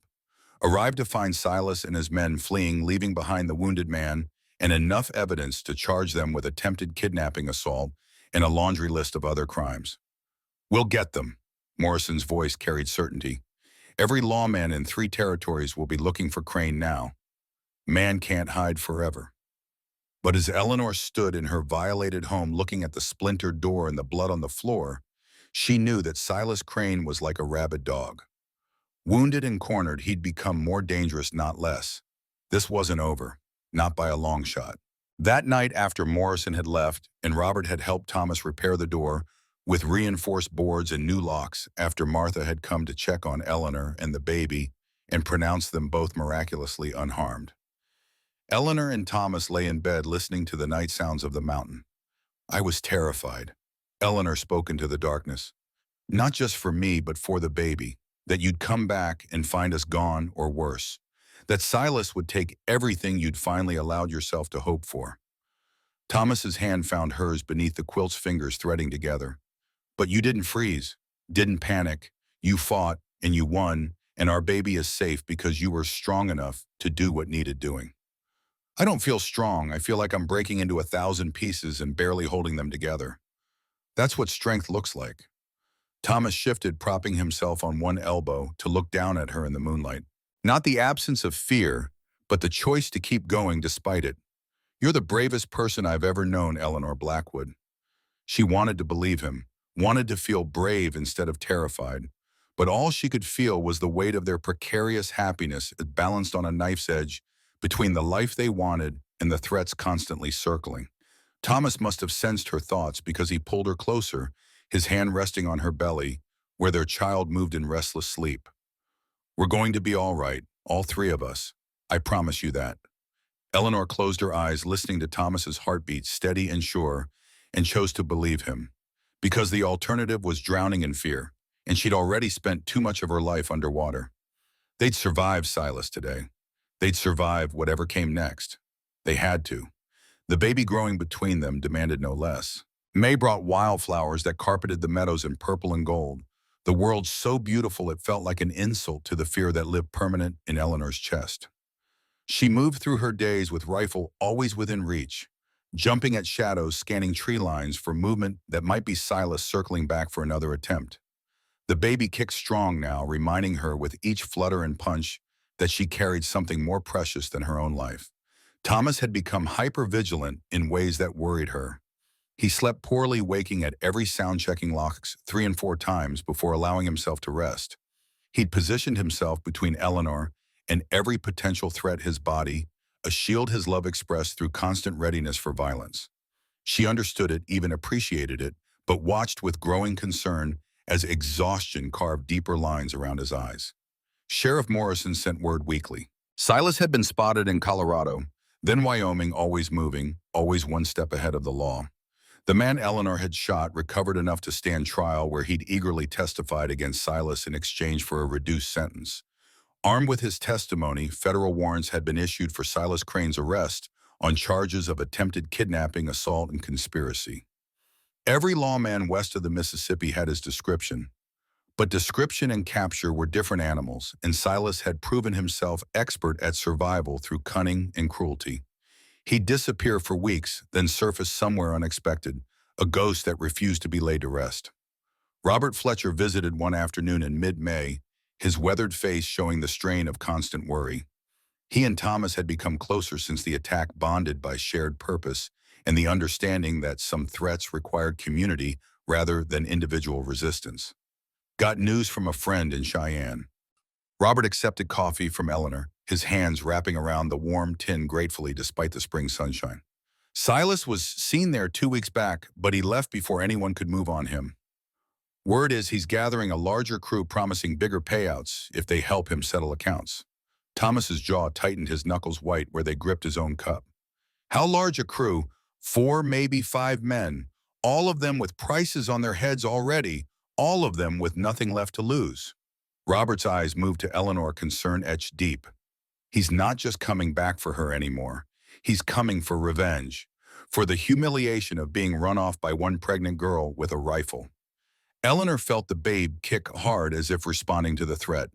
Her hand moved instinctively to her belly, protective and defiant at once. "Let him come. I'll shoot him too." Robert's expression shifted to something like admiration. "I believe you would, Mrs. Blackwood. But Thomas and I have been talking. We think maybe it's time to be proactive instead of reactive. Can't just sit here waiting for Silas to choose his moment." Thomas set down his coffee with deliberate care, the kind of care that preceded violence. "What are you proposing?" "Trap. Use Eleanor as bait, but with every advantage on our side. Spread word that you're taking her to town for the doctor, that you'll be on the road at a specific time. We set up an ambush with Morrison and his deputies, federal marshal, if we can get one. Silas comes for her, we're ready, and this ends once and for all." Eleanor's stomach clenched with something between fear and fury. "You want to use me and my baby as bait, risk both of us on the chance that Silas takes the opportunity. I want this over." Robert's voice gentled. "I want you able to have your baby in peace without looking over your shoulder every minute. I want Thomas able to sleep without a rifle in his hands. And I want Silas Crane either behind bars or in the ground where he can't hurt anyone else." The words settled heavy in the cabin's warm air. Thomas stood, paced to the window, stared out at mountains that had become both sanctuary and prison. "No, too dangerous. If anything went wrong, if Silas got past us. If we do nothing, he comes anyway on his terms when we're vulnerable." Robert leaned forward, urgency in every line of his body. "At least this way we control the variables. We choose the ground, we choose the timing, we stack every advantage in our favor." Eleanor watched Thomas war within himself, watched fear and pragmatism battle across his face. She understood both impulses because she felt them too. The terror of deliberately putting herself in danger, the exhaustion of living under constant threat, the knowledge that something had to give one way or another. "If we do this," Eleanor spoke slowly, thinking through each word, "I want insurance. I want so many guns pointed at that road that a fly couldn't get through without being noticed. And I want your word that if anything starts going wrong, getting me out becomes the only priority." Thomas turned from the window, his face stricken. "Eleanor, he's not going to stop Thomas. You know that as well as I do. Men like Silas, they're like infected wounds. You can bandage them and hope they heal, or you can cut them out clean. I'm tired of hoping." The truth of it hung between them undeniable. Thomas crossed to her, knelt beside her chair, in the position that had become his signature gesture of vulnerability, and took her hands in his. "I can't lose you, can't lose either of you. The thought of deliberately putting you in danger is better than waiting for danger to find me when you're not looking." Eleanor squeezed his hands. "I shot a man, Thomas, defended our home while pregnant and alone. I'm not some delicate thing that needs wrapping in cotton. I'm a woman who's learned to fight for what's mine, and I'm telling you I want this over." Thomas closed his eyes, his forehead dropping to rest against her knees. She felt the shudder run through him, felt the weight of his fear and his love, and understood that this decision would cost him something fundamental. But some costs were worth paying to purchase peace. "All right," his voice emerged muffled, resigned. "We'll do it, but we do it smart, we do it safe, and we don't take any chances I'm not comfortable with." Robert nodded, satisfaction crossing his weathered features. "I'll talk to Morrison, get the details arranged. We'll need at least 2 weeks to spread the word properly, make sure it reaches the right ears. Can you hold on that long?" Eleanor looked down at Thomas, at the man who'd bought her for a cow and given her a home, a name, a child, and something that felt remarkably like love. She touched his face, feeling stubble rough against her palm, seeing in his eyes all the ghosts he'd carried and all the hope she'd helped him remember. "We can hold on. We've survived worse." But even as she spoke the words, Eleanor wondered if she was lying.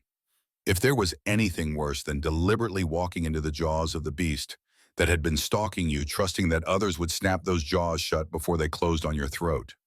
The next 2 weeks passed in a strange, suspended state, like the moment between lightning and thunder when the world holds its breath. Thomas and Robert worked with Sheriff Morrison to plan the ambush with military precision. They chose a stretch of road 5 miles outside Pine Valley where rocks and trees provided cover for shooters, where the road narrowed enough to block escape. Morrison recruited 4 deputies he trusted, men who'd proven themselves reliable in tight situations. Word went out through careful channels that Thomas Blackwood would be bringing his pregnant wife to town on June 1st for a doctor's appointment, that they'd be on that road around midday, vulnerable and predictable. Eleanor watched the preparations with detached interest, as if they were planning someone else's fate rather than her own. She continued her daily routines, sewing baby clothes, helping Thomas with chores, her growing belly aloud, trying to pretend that normalcy was possible. But at night, in the darkness where pretense held no power, she lay awake listening to her heartbeat and the baby's movements and wondering if she'd made a terrible mistake. Martha visited 3 times during those 2 weeks, ostensibly to check on the pregnancy, but really to assess Eleanor's state of mind. The baby was healthy, growing strong, positioned well for birth that would come sometime in the next 2 months if nature followed its schedule. But Martha's eyes saw past the physical to the psychological, reading in Eleanor's drawn face and restless hands the toll of constant fear.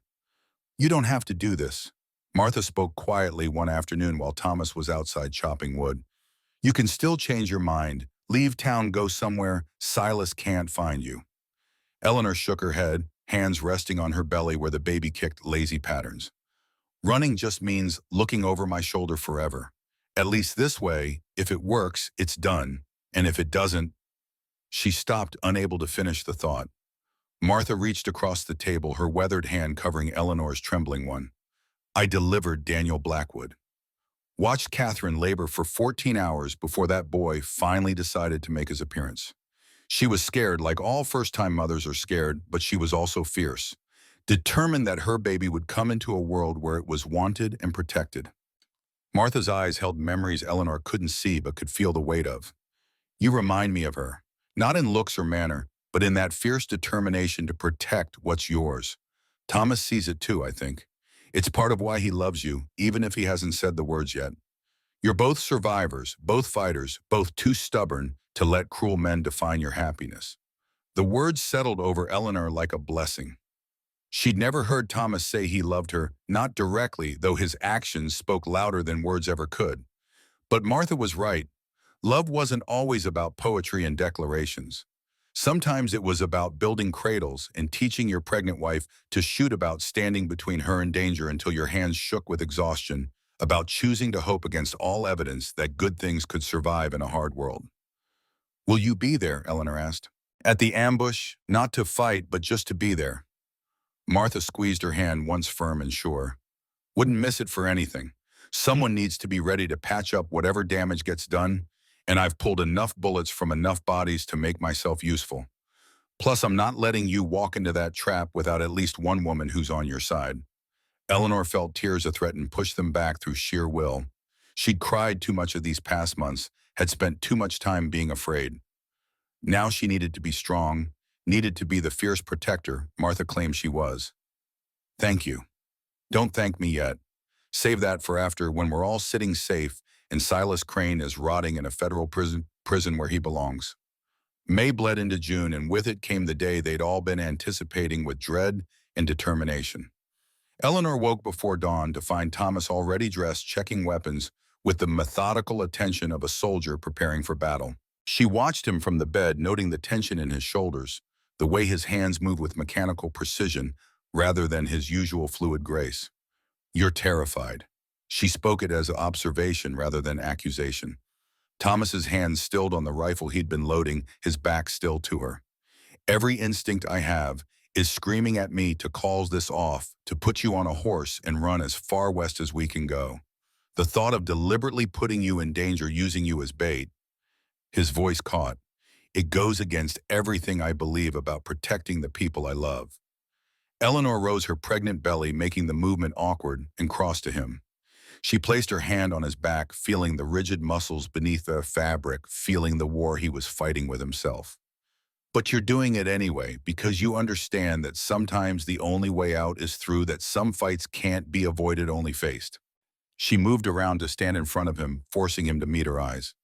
"I'm scared too, but I'm also tired of being scared. I want our baby born into a world where we're not constantly watching for shadows. Don't you?" Thomas set down the rifle, his hands coming up to frame her face with a tenderness that made her throat tight. "I want everything for you and our child. safety, happiness, a future without fear. I'd give anything to make that happen, including my own life if necessary. Then trust me to do my part. Trust that I'm strong enough to see this through. He kissed her, then deep and desperate, as if trying to memorize the taste of her mouth in case this was the last time. Eleanor kissed him back with equal desperation, pouring into it all the love she'd learned to feel for this heartbroken man who'd become her home. When they finally pulled apart, Thomas rested his forehead against hers, his breathing uneven. If anything happens to you, if Silas, nothing's going to happen. Eleanor spoke with conviction she only partly felt. We've planned too well, we have too many people on our side. This ends today, Thomas. One way or another, this ends. They ate breakfast in silence, both of them pushing food around plates without appetite. Robert arrived at sunrise, his own rifle cleaned and ready, his face set in grim determination. Together, the three of them rode toward Pine Valley, toward the ambush point, toward whatever fate waited at the intersection of justice and revenge. The road stretched ahead of them, narrow and winding through pine forest, the morning sun filtering through branches in patterns that looked like prison bars. Eleanor rode between Thomas and Robert, acutely aware of the rifle across Thomas's saddle, the pistol tucked into Robert's belt, the weight of her own small pistol hidden in her coat pocket. They'd armed her despite her pregnancy, teaching her how to aim and fire from horseback in case everything went catastrophically wrong. 5 miles outside town, they reached the designated spot. Sheriff Morrison and his deputies had arrived before dawn, positioning themselves in the rocks and trees with clear lines of sight to the road. Martha waited in a protected hollow with her medical supplies ready for whatever aftermath required tending. The trap was set, the bait was in place, and now came the hardest part. Waiting. They rode at a deliberate pace, making themselves visible, vulnerable, tempting. Eleanor forced herself to sit naturally in the saddle, rather than hunched and defensive, forced her eyes to stay on the road ahead, rather than scanning the tree line for threats. Every muscle in her body screamed to run, to flee, to protect the baby growing inside her from the violence that felt imminent as thunder. But she held steady, because running had never saved anyone, and she was done running. The first shot came from the east, striking rock 3 feet from Thomas's horse with a crack that sent birds exploding from trees. The animal reared, nearly throwing Thomas, while Robert's mount bolted sideways. Eleanor's horse danced nervously, but she held firm, her hand moving to the pistol in her pocket. "There," Robert shouted, pointing toward a rocky outcropping where gun smoke drifted. More shots, a flurry of them, coming from multiple positions. Not just Silas, but his whole crew spread out and firing with the chaotic desperation of men who knew they were already dead but wanted to take someone with them. Thomas fired back his rifle shot, echoing through the canyon. Morrison and his deputies opened up from their concealed positions, creating a crossfire that should have ended the fight in seconds. But Silas had learned something from their previous encounter. He'd split his forces, attacked from unexpected angles, turned the ambush into a genuine firefight. Eleanor's world narrowed to gunfire and smoke, to Thomas shouting at her to get down to her own horse, screaming beneath her as a bullet grazed its flank. She kicked free of the stirrups and rolled her body, protecting her belly, instinctively landing hard on the road's packed dirt with impact that knocked the wind from her lungs. Hands grabbed her rough and urgent, dragging her toward the tree line. She fought, thrashing, her pistol coming up, but a blow to her wrist sent the weapon spinning away. Through the chaos, she glimpsed her attacker's face.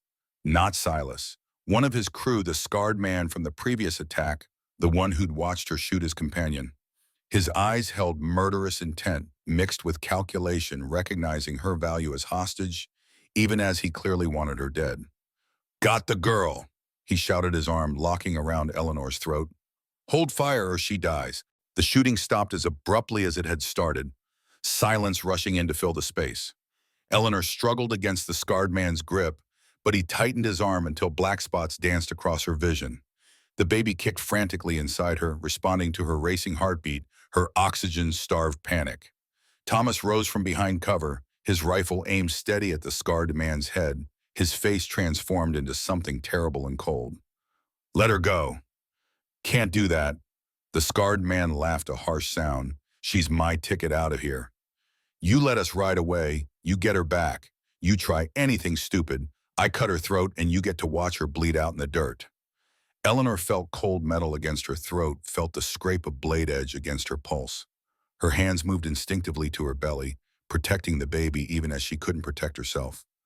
Please, the word emerged strangled. I'm pregnant. The baby. Don't care about your baby, lady. Don't care about anything except getting paid and getting gone. The scarred man's breath was hot against her ear, carrying the stink of tobacco and rotted teeth. Your husband wants you alive. He'll let us leave. Simple transaction. Thomas's hands trembled on the rifle, his face cycling through rage and fear and terrible calculation. Eleanor could see him weighing options, measuring distances, trying to find an angle that didn't end with her blood on the ground. You ride away. What's to stop you from killing her once you're clear? Robert's voice emerged from cover, practical and cold. My word, which is worth about as much as you'd expect. The scarred man laughed again. But it's all you got, so I suggest you take it. Eleanor's vision swam oxygen deprivation, making everything distant and strange. She could feel herself fading, feel the baby's movements becoming frantic, and knew with terrible clarity that this was the moment everything had been building toward. This choice, this crisis, this intersection of love and violence. Through the haze, she heard Silas's voice calling from the rocks. Smart move, Jackson. Now we negotiate terms. You throw down your weapons, tell the sheriff and his boys to do the same, and maybe Eleanor lives long enough to birth that baby before we sell her to someone who appreciates used goods. The cruelty in his voice, the casual evil, crystallized something in Eleanor's mind. She was done being victim, done being traded and threatened and used as leverage, done letting men define her value by their appetites and her vulnerability. She'd promised herself she'd fight for what was hers. Time to keep that promise. Eleanor let her body go limp, dead weight in the scarred man's arms. His grip loosened fractionally as he adjusted to her sudden heaviness. And in that instant, she drove her elbow back with every ounce of strength she possessed, connecting with his solar plexus. He grunted, his knife hand wavering, and she twisted hard, dropping to the ground, giving Thomas the clear shot he needed. The rifle shot was louder than God's judgment. The scarred man's head snapped back, blood and brain matter spattering against tree bark, and he dropped like a puppet with cut strings. Eleanor scrambled away from his falling corpse, her hands and knees scraping on rock and dirt, her vision clearing as oxygen flooded back into her starved lungs. She heard Thomas shouting her name, heard renewed gunfire as Morrison and his deputies engaged the remaining outlaws, heard Silas screaming rage and disbelief from his rocky perch. Then Thomas was there, pulling her behind cover, his hands running over her body, checking for wounds, his face white with terror that hadn't had time to transform to relief. Are you hurt? The baby. Eleanor shook her head, still gasping for air, her hand on her belly, feeling for movement.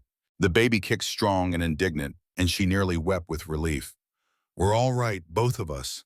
Thomas pulled her against his chest, crushing her there with desperate strength, and she felt him shaking with the aftermath of fear. Around them, the gunfight reached its crescendo. Morrison's voice boomed orders, deputies moving with practiced coordination to flank the remaining outlaws. More shots, then silence, then the heavy sound of bodies hitting ground. When the smoke cleared, 3 of Silas's crew lay dead, one wounded and surrendering, and Silas himself crouched behind rocks with nowhere left to run, and the rage of a cornered animal burning in his eyes. Come out, Crane! Morrison's voice carried absolute authority. It's over. You're surrounded, your men are dead or captured, and there's no way out except through me. You can surrender and face trial, or you can die right here, your choice. For a long moment, silence. Then Silas emerged from cover, hands raised, his face twisted with hatred, so pure it seemed to distort his features into something inhuman. This isn't over, Blackwood. His voice cracked with fury. You think you won? You think you get to live happy after making a fool of me, after taking what's mine? Thomas rose, pulling Eleanor up with him, his arm protective around her shoulders. She was never yours, just like she was never property to trade or leverage to exploit. Eleanor is her own person, my wife, mother of my child, and you're going to spend the rest of your miserable life in a federal prison learning that some debts can't be collected. Morrison's deputies moved in, shackling Silas with efficient brutality while he continued screaming threats and obscenities. Eleanor watched with detached satisfaction as they dragged him toward the horses, watched justice take physical form in chains and armed escort. After months of fear, after constant threat, and sleepless nights, seeing Silas reduced a captive criminal felt surreal. Too easy, too anticlimactic after all the terror he generated. But sometimes justice was anticlimactic. Sometimes it was just men in chains and lawful consequences for unlawful actions. Sometimes it was simply over. Martha emerged from her hiding spot, medical bag in hand, her face drawn with concern that eased when she saw Eleanor standing upright and apparently whole. "Let me check you. That was too close. You could have internal injuries. The baby could be in distress." Eleanor submitted to Martha's examination, standing still while practiced. Hands palpated her belly, checked her pulse, looked into her eyes for signs of concussion or shock. The baby kicked steadily under Martha's touch, protesting the invasion, and Martha's face softened into a smile. "Stubborn little thing, isn't it? Takes after its mother." She stepped back, satisfaction clear. "You're fine. Baby's fine.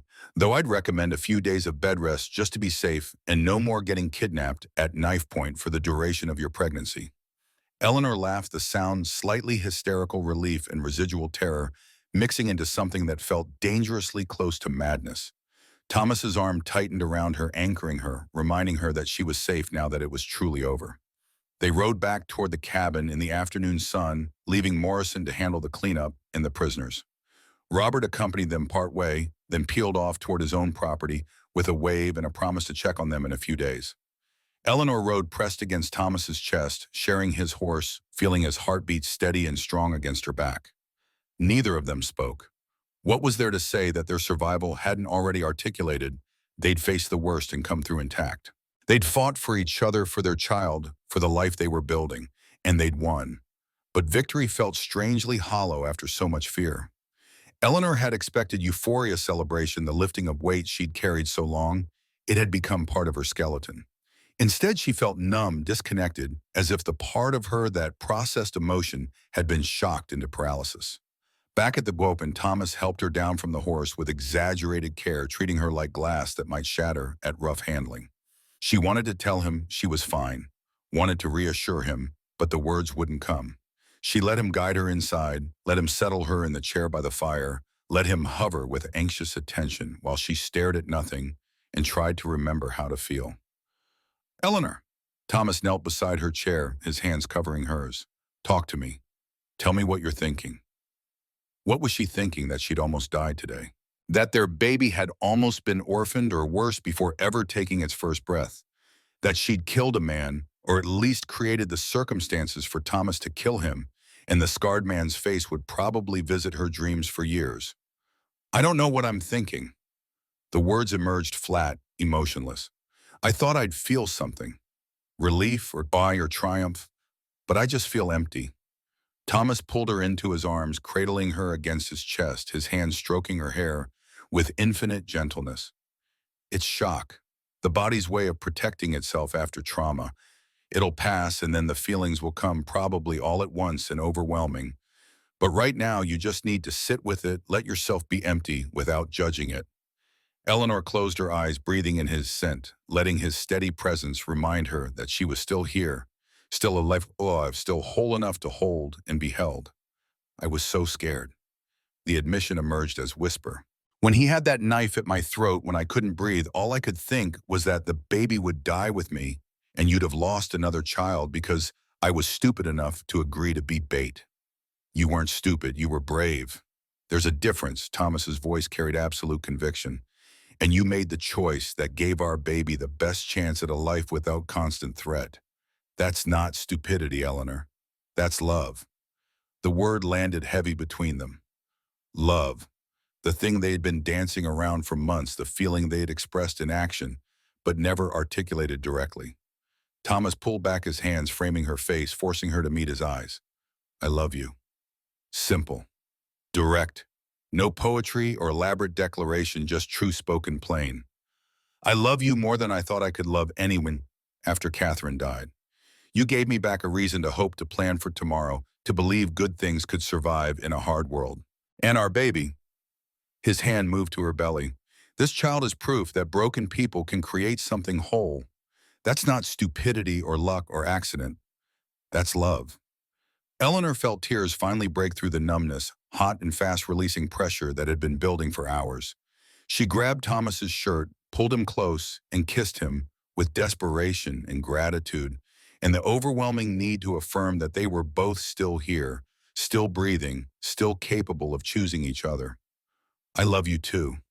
The words felt strange on her tongue, unpracticed, but true. "I didn't want to, was terrified of it, but I do, and I think I have for months without admitting it." They held each other while the sun tracked across the floor, while the fire burned low and shadows lengthened, while the adrenaline finally drained away, leaving only exhaustion and the fragile peace of survival. Eventually, Thomas carried her to bed, undressed her with gentle hands, and lay beside her fully clothed, as if afraid to let her out of his sight even for the seconds it would take to remove his own clothes. Eleanor drifted toward sleep, listening to his heartbeat and the baby's movements, feeling layers of fear finally start to peel away. Silas was captured, would face federal charges, would spend decades behind bars where he couldn't hurt anyone. The threat that had loomed over them for months had been eliminated, removed, rendered powerless. They were safe, finally genuinely safe. She slept without dreams, her body surrendering to exhaustion. And when she woke hours later to darkness and Thomas's soft breathing beside her, she felt something new stirring beneath the numbness. Hope. Real hope. The kind that allowed for planning and future, and the dangerous belief that happiness might actually last. June became July, and with summer's heat came the final swell of Eleanor's pregnancy. She moved through the cabin like a ship at full sail, her belly enormous and heavy, the baby shifting constantly inside her. Martha visited twice a week now, checking position and heartbeat, preparing Eleanor for what labor would bring. First babies often took their time. Martha warned could labor for 20 hours or more before finally deciding to make their appearance. Eleanor tried not to think about pain, about the stories of women who died in childbirth, about Catherine Blackwood, who'd survived Daniel's birth only to perish years later in fire. Instead, she focused on practical preparations. The cradle Thomas had built sat ready beside their bed, lined with soft blankets Eleanor had sewn. Tiny clothes waited in careful stacks, washed and folded, and ready for the child who would wear them. Supplies had been stockpiled, preparations made, and all that remained was waiting. Thomas became unbearable in his attentiveness, treating Eleanor like she might shatter if he breathed too hard in her direction. She tolerated it because she understood the fear driving it, the terror that history would repeat itself, that he'd lose another child and the woman carrying it. But sometimes his hovering made her want to scream, made her long for the capable independence she'd briefly possessed before pregnancy had transformed her body into something cumbersome and foreign. One afternoon in late July, while Thomas was outside tending to repairs, the cabin eternally required Eleanor felt the first contraction. Not painful, just a tightening across her belly that lasted 30 seconds and faded. She paused in folding laundry, her hands stilling on Thomas's work shirt, and waited to see if it would repeat. 15 minutes later, another tightening, longer this time, accompanied by a low ache in her back. Eleanor's heart began to race. This was it. After months of waiting and fearing and hoping, after everything they'd survived to reach this moment, the baby had decided its time had come. She walked to the door, opened it, found Thomas hammering new boards onto the porch railing. "Thomas." Something in her voice made him look up immediately, his expression shifting from concentration to alarm. "What's wrong?" "Nothing's wrong. The baby's coming." For a moment, he just stared at her, frozen, as if his mind couldn't quite process the information. Then he dropped the hammer, nearly tripped over his own feet, rushing toward her, his hands finding her shoulders with desperate gentleness. "Now. The baby's coming now." Eleanor couldn't help but laugh at the panic in his voice. "Not this second. Labor takes time," Martha said. "But yes, it's started. You should ride to town, bring her back here. I'll be fine for a few hours." Thomas looked torn between staying with her and following her instructions. Eleanor pushed him gently toward the barn. "Go. The sooner you leave, the sooner you're back. I've been through worse than labor, Thomas. I can handle a few hours alone." That might have been hubris, she reflected 2 hours later, when the contractions had intensified to genuine pain that stole her breath and made her legs shake. She'd tried to continue working, tried to maintain normalcy, but her body had other priorities. The pain came in waves, now building and cresting and receding, each one stronger than the last, each one driving home the reality that there was no escape from this, no way out except through. She'd moved to the bed when walking became impossible, when standing through contractions required more strength than she possessed. The baby shifted inside her, pressing down, creating pressure that felt like her body was tearing itself apart from the inside. She wanted Thomas, wanted Martha, wanted her mother with a desperation that made her throat ache. But she was alone and the baby cared nothing for her wants. Another contraction, this one so intense she cried out without meaning to, her hands fisting in the blankets beneath her. It felt endless, felt like dying, felt like her body had betrayed her by insisting on this impossible task. When it finally released, she lay gasping, tears streaming down her face, and heard hoofbeats approaching fast. Thomas burst through the door with Martha right behind him, and Eleanor had never been so grateful to see anyone in her life. Martha took one look at her, nodded with grim satisfaction, and rolled up her sleeves. "Let's see where we are, shall we?" What followed became a blur of pain, and Martha's calm instructions, and Thomas's hand in hers, crushing grip that probably hurt him, but he never complained. Hours passed, or maybe minutes, time losing all meaning under the relentless assault of contractions. Martha checked her progress with efficient gentleness, announced she was dilating, well encouraged her to walk when she could, to rest when she couldn't, to breathe through the pain rather than fight against it. Easy for Martha to say. She wasn't the one being turned inside out by a baby determined to make its entrance as dramatic as possible. "You're doing well?" Martha's voice cut through Eleanor's haze of pain. "Better than well, actually. Most first-time mothers fight the labor tense up, make it harder. But you're working with your body, letting it do what it knows how to do." Eleanor wanted to laugh at that, letting it, as if she had choice in this, as if her body had consulted her before deciding to contract and dilate and push the entire human being out through an opening that seemed impossibly small for such a task. Another contraction, this one accompanied by a pressure so intense, Eleanor screamed. Martha's hands were there, immediately checking, nodding, her face breaking into a smile. "You're ready. Next contraction, you need to push." Thomas, get behind her, support her back. "Eleanor, when I tell you to push, you bear down hard as you can understand." Eleanor nodded, too exhausted for speech, and felt Thomas move behind her, his arms coming around her chest, his presence solid and reassuring. The next contraction built like a wave, and when Martha said push, Eleanor bore down with everything she had left. The pain was transcendent beyond anything she'd imagined, but within it, she could feel progress, could feel the baby moving, could feel her body doing what nature had designed it to do, despite all the ways humanity made the process more difficult. "Again," Martha commanded. "Another push, come on, Eleanor. Your baby's almost here." Eleanor pushed, screaming with the effort, feeling something give way inside her, feeling a release that was both relief and new terror.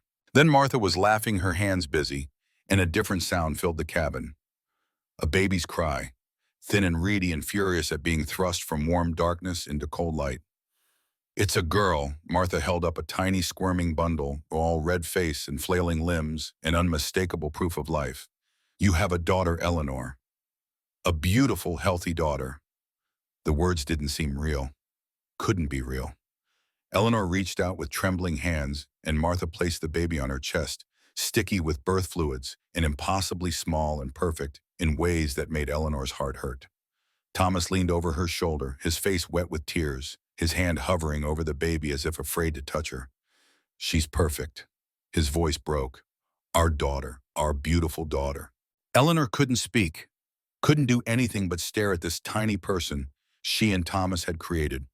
This life that had survived Silas's threats and her own fears and 9 months of growing in uncertain circumstances. The baby's eyes were closed, but her mouth worked, seeking, and when Eleanor guided her toward her breast, she latched on with determined strength. Martha worked around them, delivering the afterbirth, cleaning Eleanor with gentle efficiency, checking to make sure everything had gone and as well as it appeared. Through it all, Eleanor held her daughter, feeling the weight of her, the warmth, the absolute reality of new life. "Have you thought of names?" Martha asked, washing her hands in the basin, her face showing the satisfied exhaustion of a successful delivery. Eleanor looked up at Thomas, saw him staring at their daughter with an expression that held joy and grief in equal measure. He'd lost one child, now he had another. The weight of that, the terrible responsibility and terrifying hope, showed in every line of his face. "Grace," Eleanor spoke softly, I want to name her Grace. Thomas's eyes met hers, understanding passing between them. Grace is in blessing. Grace is in forgiveness. Grace is in undeserved mercy that arrives when you've stopped at believing mercy exists. Grace Catherine Blackwood. Thomas added his first wife's name, honoring the past while embracing the future. If that's all right with you. Eleanor nodded, tears sliding free. It was more than all right. It was perfect. This baby born into a world that had tried so hard to prevent her existence deserved a name that carried both hope and memory. Martha smiled, exhaustion and satisfaction mingling. Grace Catherine Blackwood, born July 28, 1874, at approximately 4 in the afternoon, weighing maybe 6 pounds, if I'm any judge, and clearly possessing her mother's stubborn will to survive. Eleanor held Grace closer, breathing in that indefinable smell of newborn, and felt something fundamental shift inside her. She'd been so many things in her 19 years. Daughter, burden, property wife. But now she was mother, and that changed everything. Thomas kissed Eleanor's forehead, then Grace's downy head, his arms coming around both of them in an embrace that felt like sanctuary. Thank you. He whispered it so quietly Eleanor almost missed it. Thank you for giving me this, for giving us this, for being brave enough to survive everything that tried to stop you. Eleanor leaned back against him, exhausted beyond measure, but more content than she'd ever been. They'd survived, all three of them. Against odds that should have crushed them, they'd built something worth fighting for. And Grace, this tiny perfect person currently nursing, with single-minded determination, was proof that love could conquer cruelty, that hope could outlast fear, that broken people could create something beautifully, impossibly whole. Outside, the sun began its descent toward the mountains, painting the world in shades of gold and rose. Inside, a new family sat together in the gathering twilight, learning the shapes of each other's face and beginning the long process of becoming what they'd fought so hard to be. Safe, together, free. 5 years passed like water through fingers, each day blending into the next, until Eleanor could barely remember the girl who'd arrived on a wagon, traded for a cow, and terrified of everything. That girl felt like someone else's story, a character from a book she'd once read and mostly forgotten. The cabin had grown. Thomas had added 2 rooms, expanding their home to accommodate Grace's boundless energy and the possibility of future children, though none had come after that difficult birth. Eleanor didn't mind. One perfect daughter felt like more blessing than she'd ever expected, more than she probably deserved, given how little she'd believed in happiness when Silas had first delivered her to this mountain. Grace ran through the meadow beyond their fence, her dark hair flying behind her like a banner, her laughter carrying on the August breeze.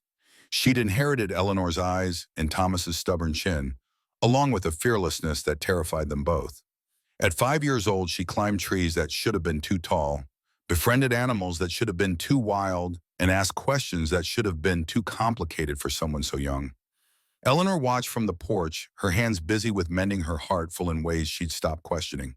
This was her life now. This peace, this normalcy, this quietly profound joy of watching her daughter chase butterflies while her husband worked the garden in the mountains stood eternal watch over everything they'd built. Mama, look, Grace held up something that wriggled in her small hands. Probably a frog or a beetle, some creature she'd decided needed her immediate attention and protection. Very nice, sweetheart. Now put it back where you found it before it decides to bite you. Grace's face scrunched in mock offense. He wouldn't bite me. We're friends. Thomas straightened from the tomato plants he'd been staking, wiping sweat from his forehead, his smile visible even from a distance. He'd aged well these past 5 years, the lines around his eyes deepening, but the permanent sadness that used to live there finally fading.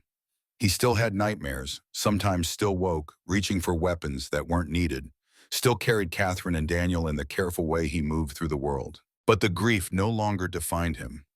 He'd learned to hold sorrow and joy simultaneously, to honor the past while building the future. Your daughter has decided every living thing is her friend. Thomas climbed the porch steps, accepting the water Eleanor handed him. Found her trying to pet a rattlesnake last week. Nearly gave me a heart attack. Eleanor's hands stilled on her mending. She what? Don't worry, I stopped her before she got close. But the lack of fear in that child, he shook his head, part pride and part terror, She's going to give us gray hair before we're 40. You've already got gray hair. Had it when we met. Thomas touched his temples self-consciously. Distinguished gray. There's a difference. Eleanor laughed, the sound coming easy after years of practice. She'd learned to laugh again, learned that why wasn't something you had to earn or defend, that it could simply exist because you chose to let it. Some days still felt heavy with memory, with ghosts, with the weight of everything they'd survived.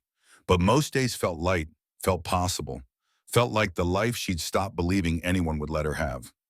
Robert Fletcher rode up the path, his mare moving at an easy walk, his weathered face breaking into a smile when he saw Grace running to greet him. "Uncle Robert!"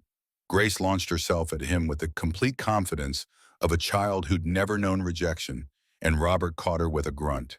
"Getting too big for this little bit. Soon you'll be the one catching me." He set her down, ruffled her hair, brought news from town, thought you'd want to hear it direct rather than through gossip. Thomas's posture shifted slightly. Old instincts never quite dying. Eleanor recognized the change in him, the way his body prepared for threat, even when threat was unlikely. "What kind of news?" Robert climbed down from his horse, his joints protesting the movement more than they used to. 75 now, still riding these mountains like a man half his age, still refusing to acknowledge that time took its toll on everyone. Silas Crane died in federal prison last week. Fever, they said, burned through the cell block, and took 6 men before the doctors could contain it. The words settled over the porch like snow, cold and final and absolute. Eleanor felt something loosen in her chest, some last thread of tension she hadn't known she'd been holding. Silas was dead, not escape, not pardon, not circling back for one final attempt at revenge. Just dead, removed from the world with the same casual cruelty he'd shown to everyone he'd encountered. Good riddance. Thomas spoke it flat and certain. Should have happened 5 years ago. Would have saved the government the cost of feeding him. Robert nodded agreement, then glanced at Eleanor. "Thought you'd want to know. Figured you'd been carrying that weight, wondering if he'd ever find a way out, if the threat would ever truly be over." Had she been carrying it, Eleanor examined herself, surprised to discover she had been. Not consciously, not in ways that disrupted her daily life, but in the back of her mind where old fears lived, she'd been waiting.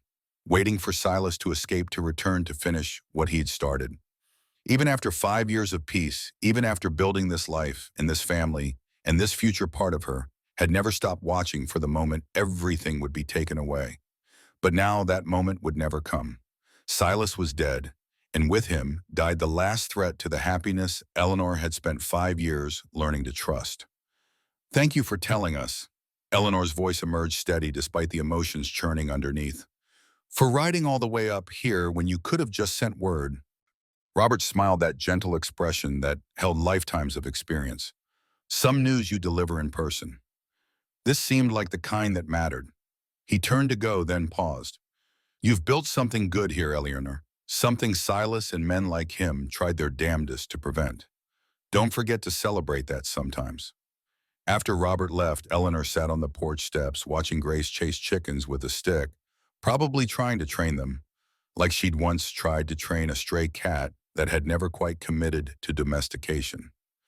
The sun hung low, painting everything in shades of gold, and Eleanor felt tears threaten for reasons she couldn't quite name. Thomas sat beside her, his presence solid and familiar, his hand finding hers with the ease of long practice. "You all right?"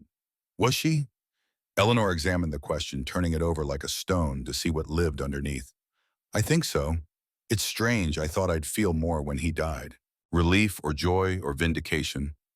But mostly I just feel," she searched for the word, "free, like I've been holding my breath for 5 years and finally remembered I'm allowed to exhale."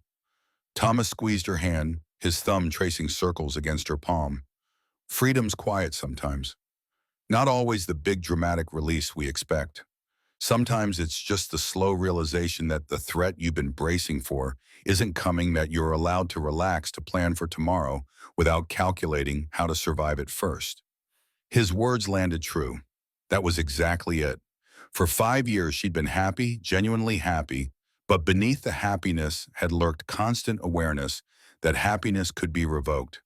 That Silas represented an unfinished business, unpaid debt, the possibility that her past would reach forward to destroy her future.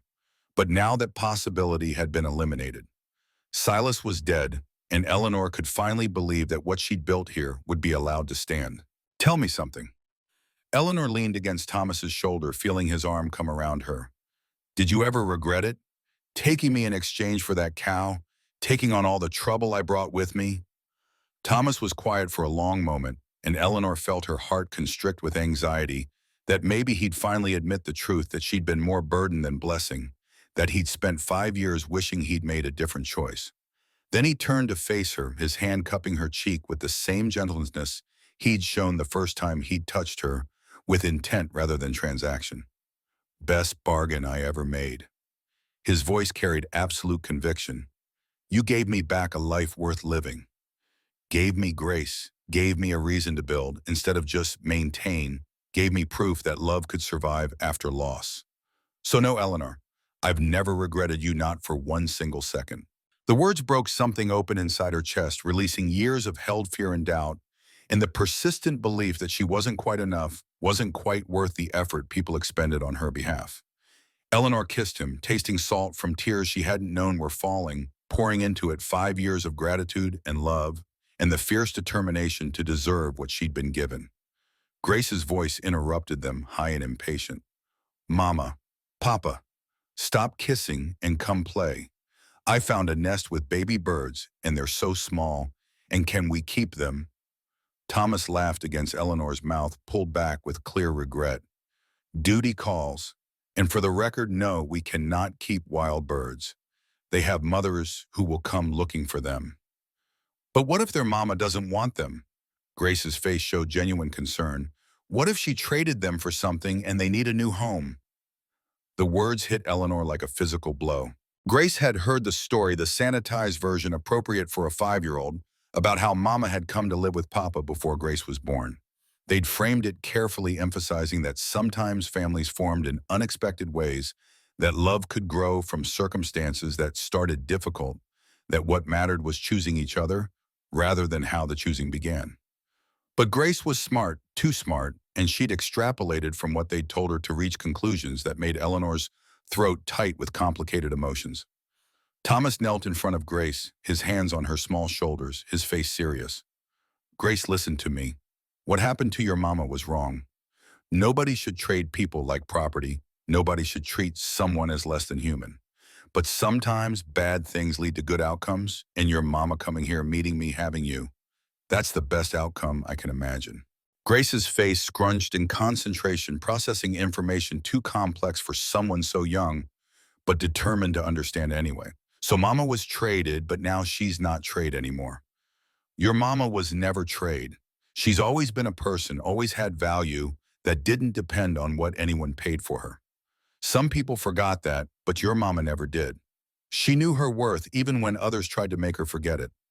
Eleanor watched Thomas explain to their daughter concepts she'd spent years learning to believe about herself, watched him give Grace the foundation of self-worth that Eleanor had lacked at her age. This was how you broke cycles, she realized. Not through dramatic gestures or revolutionary change, but through small daily acts of affirming that people had value independent of their usefulness, that love wasn't transactional, that worth was inherent rather than earned. Can I go see the baby birds now? Grace's attention span had reached its limit for philosophical discussion, her mind already moving to more immediate concerns. Yes, but don't touch them. Just look. Eleanor smiled through lingering tears. And then it's time for supper and bed. Grace ran off all energy and enthusiasm, leaving Eleanor and Thomas standing in the golden light watching her go. She's going to change the world someday.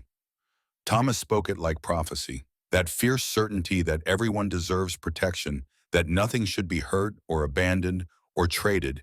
She's going to carry that into adulthood and make the world better for it. Eleanor hoped he was right, hoped Grace would grow up strong and fierce, and certain of her value in ways Eleanor had never been until Thomas taught her. Hoped their daughter would never know what it felt like to be measured by price tags and transaction receipts, to be considered burden rather than blessing, to believe her worth depended on how useful she could make herself. But even if the world tried to teach Grace those lessons, she'd have parents who knew better. Parents who'd survived being broken and learned to build something whole from the pieces. Parents who loved fiercely and protected absolutely and never forgot that the most precious things couldn't be bought or sold, only chosen and cherished.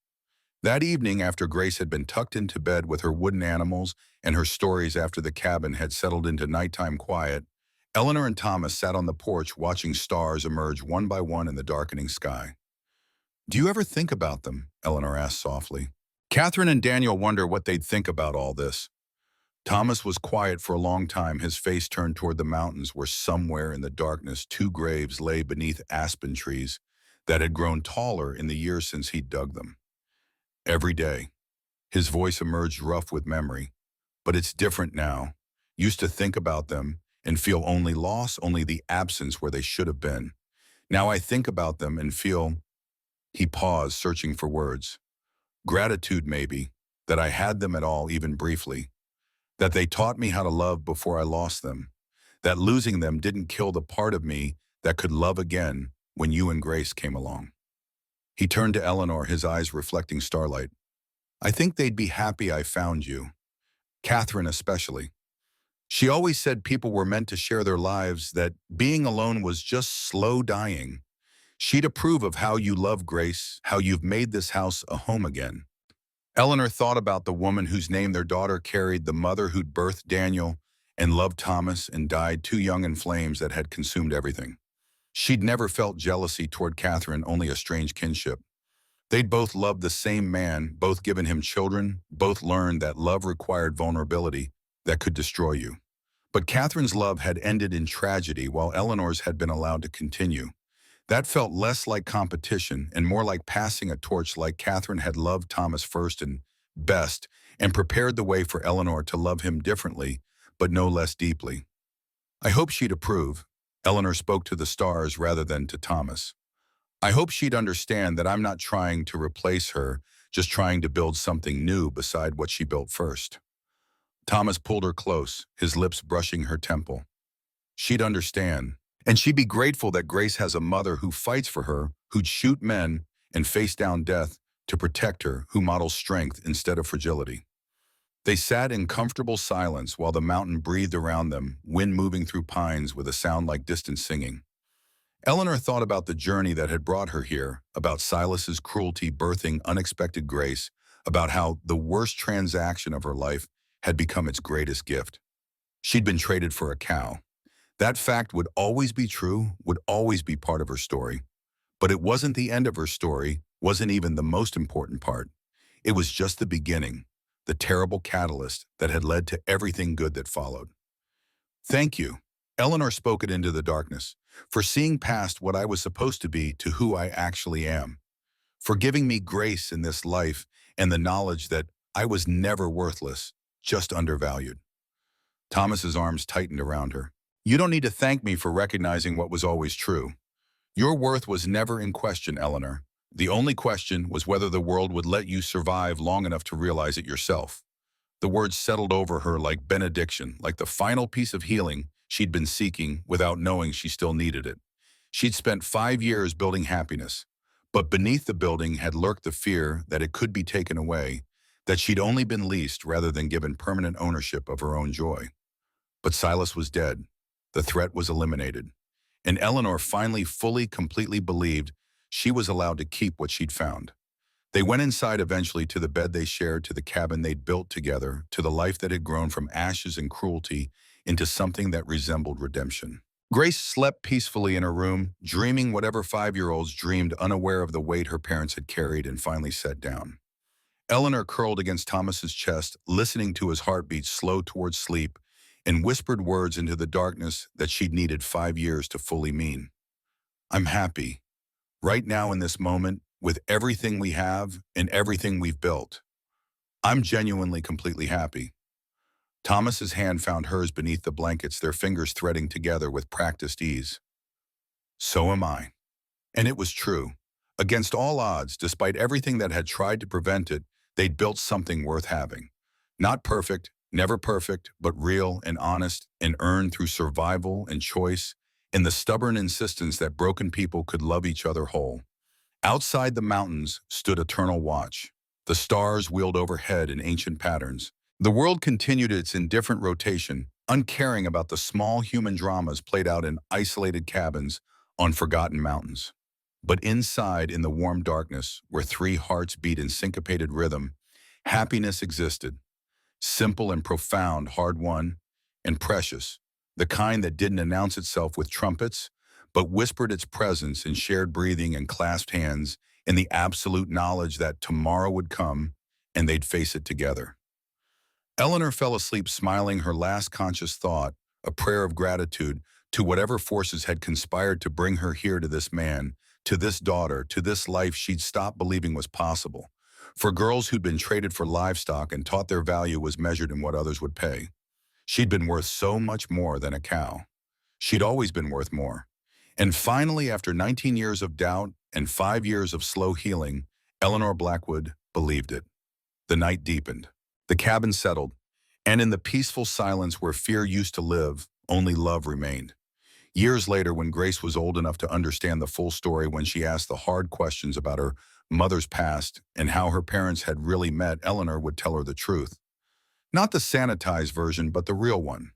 About being traded like property, about learning to fight, about choosing love even when love felt dangerous, about how the worst thing that ever happened to her had led directly to the best.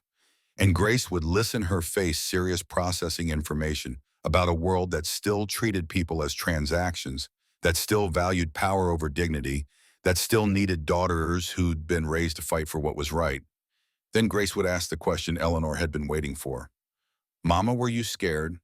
And Eleanor would answer honestly, every single day, "Fear doesn't disappear just because you're brave." But I learned that being scared doesn't mean you can't also be strong.